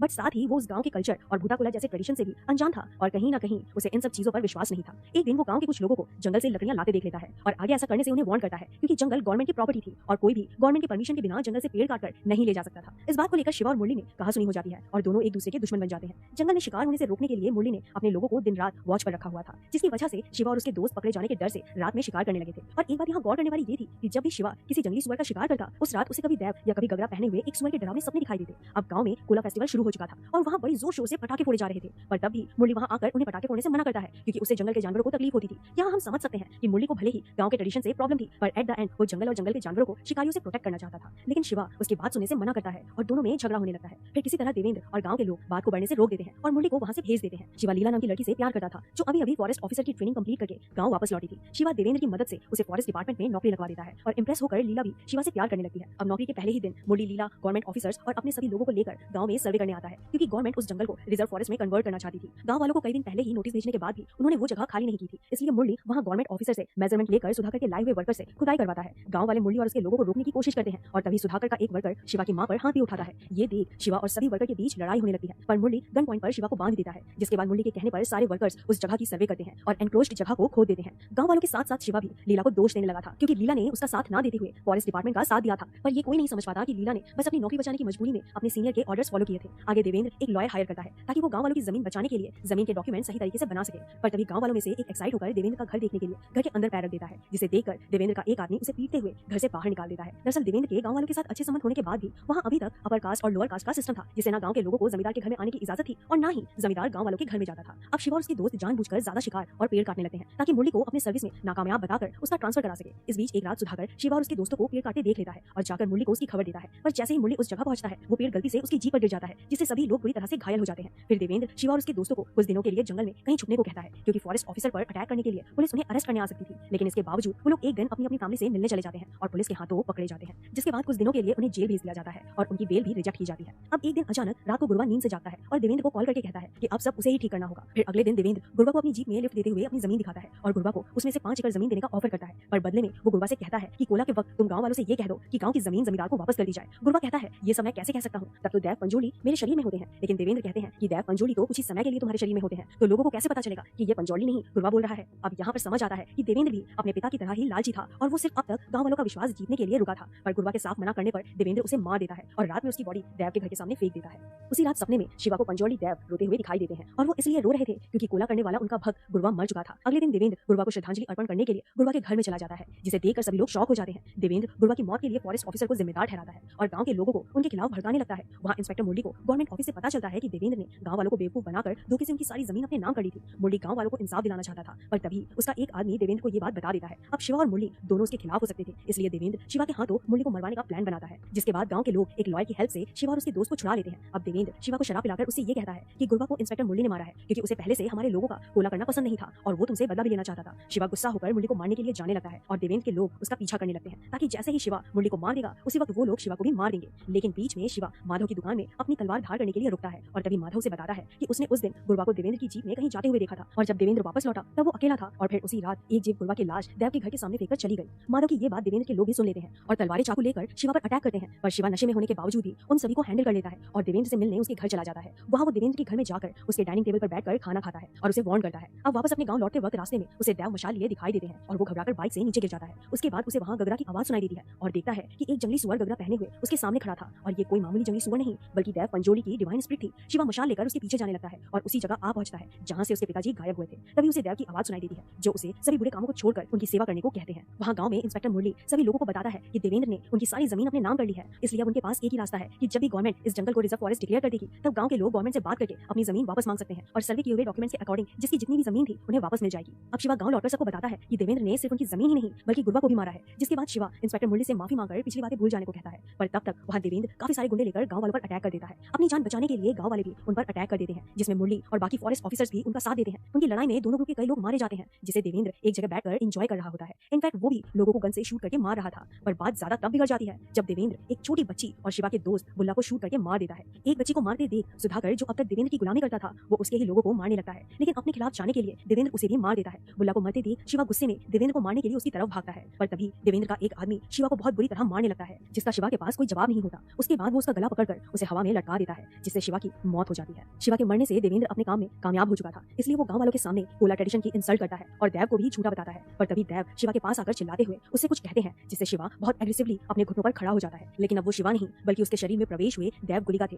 जिसे सभी गाँव वाले हाथ जोड़कर प्रणाम करने लगते हैं। उसके बाद गुलिका देव एक एक करके बहुत एग्रेसिवली देवेंद्र के सभी लोगों को मार देते हैं और देवेंद्र से कहते हैं कि ये जमीन गाँव वालों की है और उसे उनसे कोई नहीं छीन सकता। इतना कहकर गुलिका देव देवेंद्र को भी मार देते हैं। फिर सीन कट होकर अगले साल के कोला फेस्टिवल में दिखाया जाता है, जिसमें शिवा परफॉर्म कर रहा था। परफॉर्मेंस के समय देव पंजोली इंस्पेक्टर मुरली को गाँव के लोगों का साथ देने के लिए आशीर्वाद देते हैं और इस गाँव को और यहाँ के लोगों को प्रोटेक्ट करने की जिम्मेदारी भी उसे ही सौंपते हैं। शिवा की माँ फाइनली शिवा को कोला परफॉर्म करते देख सेटिस्फाइड दिखाई देती है और वहाँ लीला को भी शिवा के बच्चे से प्रेग्नेंट दिखाया जाता है, जिसके बाद शिवा अपने पिता की तरह ही मशाल लेकर जंगल की तरफ भागता है और उसी सर्किल में जाकर रुकता है जहाँ उसके पिता गायब हुए थे। तभी वहाँ शिवा के पिताजी भी देव के रूप में आ जाते हैं और दोनों चिल्लाते हुए एक साथ गायब हो जाते हैं। फिर स्टोरी कुछ सालों के बाद दिखाई जाती है, जहाँ शिवा का एक दोस्त शिवा के बेटे को शिवा की कहानी बताने लगता है और मूवी यहीं खत्म हो जाती है।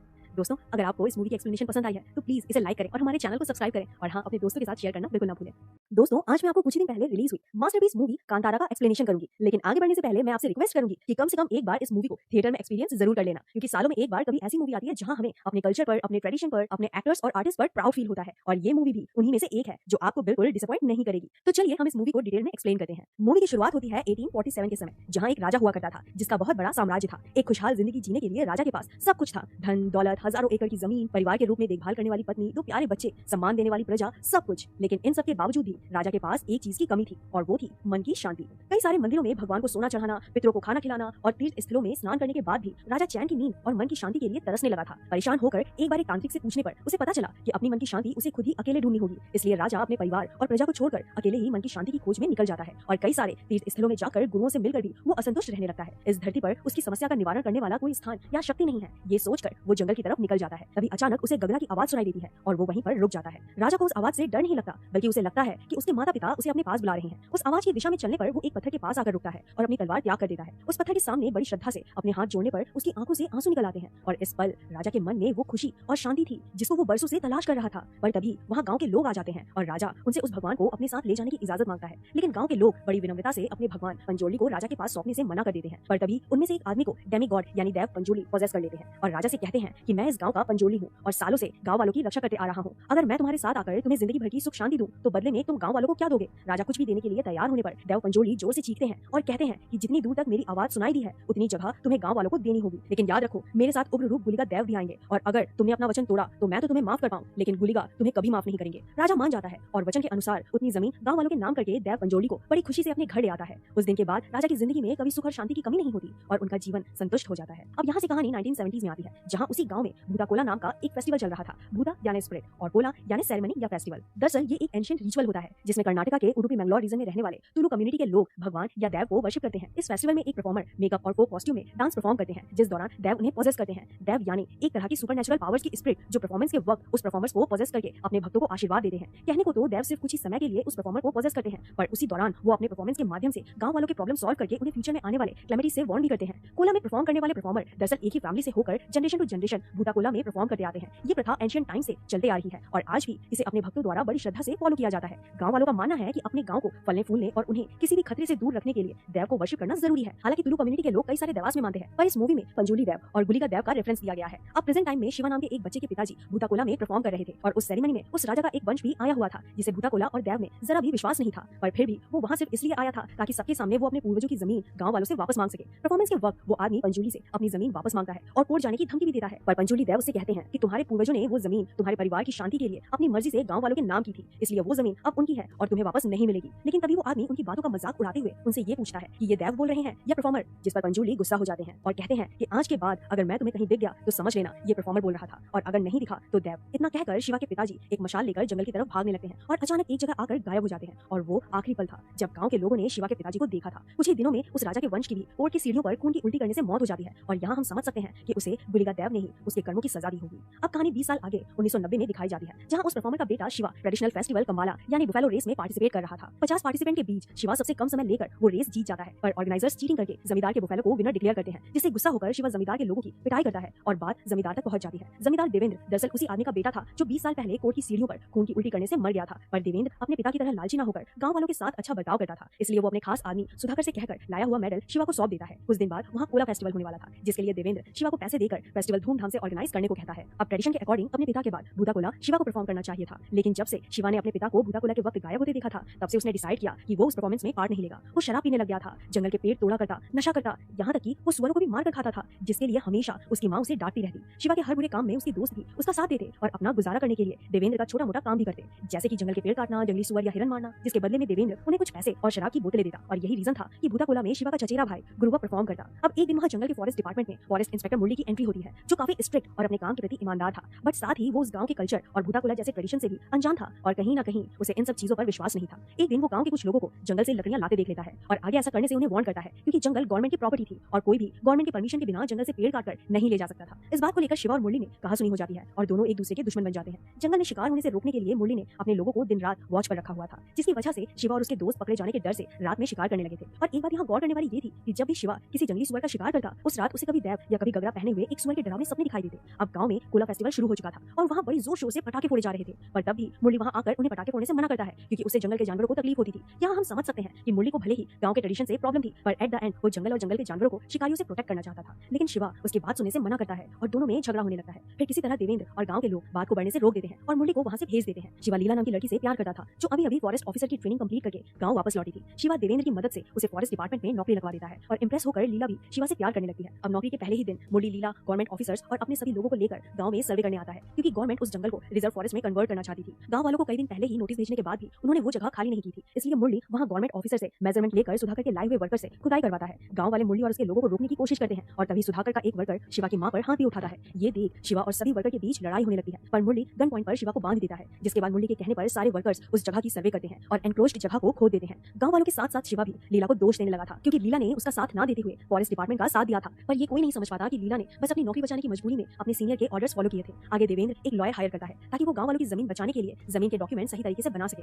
पर तभी गांव वालों में से एक एक्साइट होकर देवेंद्र का घर देखने के लिए घर के अंदर पैर रख देता है, जिसे देखकर देवेंद्र का एक आदमी उसे पीटते हुए घर से बाहर निकाल देता है। दरअसल देवेंद्र के गांव वालों के साथ अच्छे संबंध होने के बाद भी वहाँ अभी तक अपर कास्ट और लोअर कास्ट का सिस्टम था, जिसे ना गांव के लोगों को जमींदार के घर में आने की इजाजत थी और ना ही जमींदार गांव वालों के घर में जाता था। अब शिवा और उसके दोस्त जानबूझकर ज्यादा शिकार और पेड़ काटने लगते हैं ताकि मुरली को अपने सर्विस में नाकामयाब बताकर उसका ट्रांसफर करा सके। इस बीच एक रात सुधाकर शिवा और उसके दोस्तों को पेड़ काटते देख लेता है और जाकर मुरली को उसकी खबर देता है। पर जैसे ही मुरली उस जगह पहुंचता है, वो पेड़ गलती से उसकी जीप पर गिर जाता है, जिससे सभी लोग बुरी तरह से घायल हो जाते हैं। फिर देवेंद्र शिवा और उसके दोस्तों को कुछ दिनों के लिए जंगल में कहीं छुपने को कहता है, क्योंकि फॉरेस्ट ऑफिसर पर अटैक करने के लिए पुलिस उन्हें अरेस्ट करने आ सकती थी। लेकिन इसके बावजूद वो लोग एक दिन अपनी अपनी फैमिली से मिलने चले जाते हैं और पुलिस के हाथों पकड़े जाते हैं, जिसके बाद कुछ दिनों के लिए उन्हें जेल भेज दिया जाता है और उनकी बेल भी रिजेक्ट की जाती है। अब एक दिन अचानक रात को गुरवा नींद से जागता है और देवेंद्र को कॉल करके कहता है कि अब सब उसे ही ठीक करना होगा। फिर अगले दिन देवेंद्र गुरवा को अपनी जीप में लिफ्ट देते हुए अपनी जमीन दिखाता है और गुरवा को उसमें से 5 एकड़ जमीन देने का ऑफर करता है। पर बदले में वो गुरवा से कहता है कि कोला के वक्त तुम गांव वालों से ये कह दो कि गांव की जमीन जमींदार को वापस कर दी जाए। गुरवा कहता है ये समय कैसे कह सकता हूँ, तब तो दैव पंजोली मेरे शरीर में होते हैं। लेकिन देवेंद्र कहते हैं कि दैव पंजोली तो कुछ ही समय के लिए तुम्हारे शरीर में होते हैं, तो लोगों को कैसे पता चलेगा कि ये पंजोली नहीं गुरवा बोल रहा है। अब यहाँ पर समझ आता है कि देवेंद्र भी अपने पिता की तरह ही लालची था और वो सिर्फ अब तक गांव वालों का विश्वास जीतने के लिए रुका था। पर गुरवा के साफ मना करने पर देवेंद्र उसे मार देता है और रात में उसकी बॉडी दैव के घर के सामने फेंक देता है। उसी रात सपने में शिवा को पंजोली दैव रोते हुए दिखाई देते हैं और वो इसलिए रो रहे थे क्योंकि कोला करने वाला उनका भक्त गुरवा मर चुका था। अगले दिन देवेंद्र गुरवा को श्रद्धांजलि अर्पण करने के लिए गुरवा के घर में चला जाता है, जिसे देखकर सभी लोग शॉक हो जाते हैं। देवेंद्र गुरवा की मौत के लिए फॉरेस्ट ऑफिसर को जिम्मेदार ठहराता है और गांव के लोगों को उनके खिलाफ भड़काने लगता है। वहाँ इंस्पेक्टर मुरली को गवर्नमेंट ऑफिस से पता चलता है कि देवेंद्र ने गांव वालों को बेवकूफ बनाकर धोखे से उनकी सारी जमीन अपने नाम कर ली थी। मुरली गांव वालों को इंसाफ दिलाना चाहता था, पर तभी उसका एक आदमी देवेंद्र को ये बात बता देता है। अब शिवा और मुरली दोनों उसके खिलाफ हो सकते थे, इसलिए देवेंद्र शिवा के हाथों मुरली को मरवाने का प्लान बनाता है, जिसके बाद गांव के लोग एक लॉयर की हेल्प से शिवा और उसके दोस्त को छुड़ा लेते हैं। अब देवेंद्र शिवा को शराब पिलाकर उससे ये कहता है कि गुरवा को इंस्पेक्टर मुरली ने मारा है क्योंकि उसे पहले से हमारे लोगों का कोला करना पसंद नहीं था और वो तुमसे बदला भी लेना चाहता था। शिवा गुस्सा होकर मुरली को मारने के लिए जाने लगता है और देवेंद्र के लोग उसका पीछा करने लगते हैं ताकि जैसे ही शिवा मुरली को मार देगा उसी वक्त वो लोग शिवा को भी मार देंगे। लेकिन बीच में शिवा माधव की दुकान में अपनी तलवार धार करने के लिए रुकता है और तभी माधव से बताता है कि उसने उस दिन गुरवा को देवेंद्र की जीप में कहीं जाते हुए देखा था और जब देवेंद्र वापस लौटा तब वो अकेला था और फिर उसी रात एक जीप गुरवा की लाश देव के घर के सामने फेंककर चली गई। माधव की ये बात देवेंद्र के लोग भी सुन लेते हैं और तलवारें चाकू लेकर शिवा पर अटैक करते हैं, पर शिवा नशे में होने के बावजूद भी उन सभी को हैंडल कर लेता है और देवेंद्र से मिलने उसके घर चला जाता है। वहाँ वो देवेंद्र के घर में जाकर उसके डाइनिंग टेबल पर बैठकर खाना खाता है और उसे वार्न करता है। अब वापस अपने गांव लौटते वक्त रास्ते में उसे देव मशाल लिए दिखाई देते हैं और वो घबराकर बाइक से नीचे गिर जाता है। उसके बाद उसे वहाँ गगरा की आवाज सुनाई देती है और देखता है कि एक जंगली सुअर गगरा पहने हुए उसके सामने खड़ा था और ये कोई मामूली जंगली सुअर नहीं बल्कि देव पंजोली की डिवाइन स्पिरिट थी। शिवा मशाल लेकर उसके पीछे जाने लगता है और उसी जगह आ पहुंचता है जहाँ से उसके पिताजी गायब हुए थे। तभी उसे देव की आवाज सुनाई देती है जो उसे सभी बुरे कामों को छोड़कर उनकी सेवा करने को कहते हैं। वहाँ गांव में इंस्पेक्टर मुरली सभी लोगों को बताता है कि देवेंद्र ने उनकी सारी जमीन अपने नाम कर ली है, इसलिए अब उनके पास एक ही रास्ता है कि जब भी गवर्नमेंट इस जंगल को रिजर्व फॉरेस्ट डिक्लेयर कर देगी तब गांव के लोग गवर्नमेंट से बात करके अपनी जमीन वापस मांग सकते हैं और सर्वे किए हुए डॉक्यूमेंट्स के अकॉर्डिंग जिसकी जितनी भी जमीन थी उन्हें वापस मिल जाएगी। अब शिवा गांव लौटकर सबको बताता है कि देवेंद्र ने सिर्फ उनकी जमीन ही नहीं बल्कि गुरवा को भी मारा है, जिसके बाद शिवा इंस्पेक्टर मुरली से माफी मांगकर पिछली बातें भूल जाने को कहता है। पर तब तक वहाँ देवेंद्र काफी सारे गुंडे लेकर गांव वालों पर अटैक कर देता है। अपनी जान बचाने के लिए गांव वाले भी उन पर अटैक कर देते हैं, जिसमें मुरली और बाकी फॉरेस्ट ऑफिसर्स भी उनका साथ देते हैं। उनकी लड़ाई में दोनों ग्रुप के कई लोग मारे जाते हैं, जिसे देवेंद्र एक जगह बैठकर एंजॉय कर रहा होता है। इनफैक्ट वो भी लोगों को गन से शूट करके मार रहा था। पर बात ज्यादा तब बिगड़ जाती है जब देवेंद्र एक छोटी बच्ची और शिवा के दोस्त बुल्ला को शूट करके मार देता है। एक बच्ची को मारते देख सुधाकर जो अब तक देवेंद्र की गुलामी करता था वो उसके ही लोगों को मारने लगता है, लेकिन अपने खिलाफ जाने के लिए देवेंद्र उसे भी मार देता है। बुल्ला को मरते देख शिवा गुस्से में देवेंद्र को मारने के लिए उसकी तरफ भागता है, पर तभी देवेंद्र का एक आदमी शिवा को बहुत बुरी तरह मारने लगता है, जिसका शिवा के पास कोई जवाब नहीं होता। उसके बाद वो उसका गला पकड़कर उसे हवा में लटका देता है, जिससे शिवा की मौत हो जाती है। शिवा के मरने से देवेंद्र अपने काम में कामयाब हो चुका था, इसलिए वो गांव वालों के सामने कोला ट्रेडिशन की इंसल्ट करता है और देव को भी झूठा बताता है। पर तभी देव शिवा के पास आकर चिल्लाते हुए उससे कुछ कहते हैं, जिससे शिवा बहुत एग्रेसिवली अपने घुटनों पर खड़ा हो जाता है। लेकिन अब वो शिवा नहीं बल्कि उसके शरीर में प्रवेश हुए देव गुलिका थे, जिसे सभी गांव वाले हाथ जोड़कर प्रणाम करने लगते हैं। उसके बाद गुलिका देव एक एक करके बहुत एग्रेसिवली देवेंद्र के सभी लोगों को मार देते हैं और देवेंद्र से कहते हैं कि ये जमीन गांव वालों की है और उसे उनसे कोई नहीं छीन सकता। इतना कहकर गुलिका देव देवेंद्र को भी मार देते हैं। फिर सीन कट होकर अगले साल के कोला फेस्टिवल में दिखाया जाता है, जिसमें शिवा परफॉर्म कर रहा था। परफॉर्मेंस के समय देव पंजोली इंस्पेक्टर मुरली को गांव के लोगों का साथ देने के लिए आशीर्वाद देते हैं और इस गांव को और यहाँ के लोगों को प्रोटेक्ट करने की जिम्मेदारी भी उसे ही सौंपते हैं। शिवा की मां फाइनली शिवा को कोला परफॉर्म करते देख सेटिस्फाइड दिखाई देती है और वहाँ लीला को भी शिवा के बच्चे से प्रेग्नेंट दिखाया जाता है, जिसके बाद शिवा अपने पिता की तरह ही मशाल लेकर जंगल की तरफ भागता है और उसी सर्किल में जाकर रुकता है जहाँ उसके पिता गायब हुए थे। तभी वहाँ शिवा के पिताजी भी देव के रूप में आ जाते हैं और दोनों चिल्लाते हुए एक साथ गायब हो जाते हैं। फिर स्टोरी कुछ सालों के बाद दिखाई जाती है, जहाँ शिवा का एक दोस्त शिवा के बेटे को शिवा की कहानी बताने लगता है और मूवी यहीं खत्म हो जाती है। दोस्तों, अगर आपको इस मूवी की एक्सप्लेनेशन पसंद आई है तो प्लीज इसे लाइक करें और हमारे चैनल को सब्सक्राइब करें और हाँ, अपने दोस्तों के साथ शेयर करना बिल्कुल ना भूलें।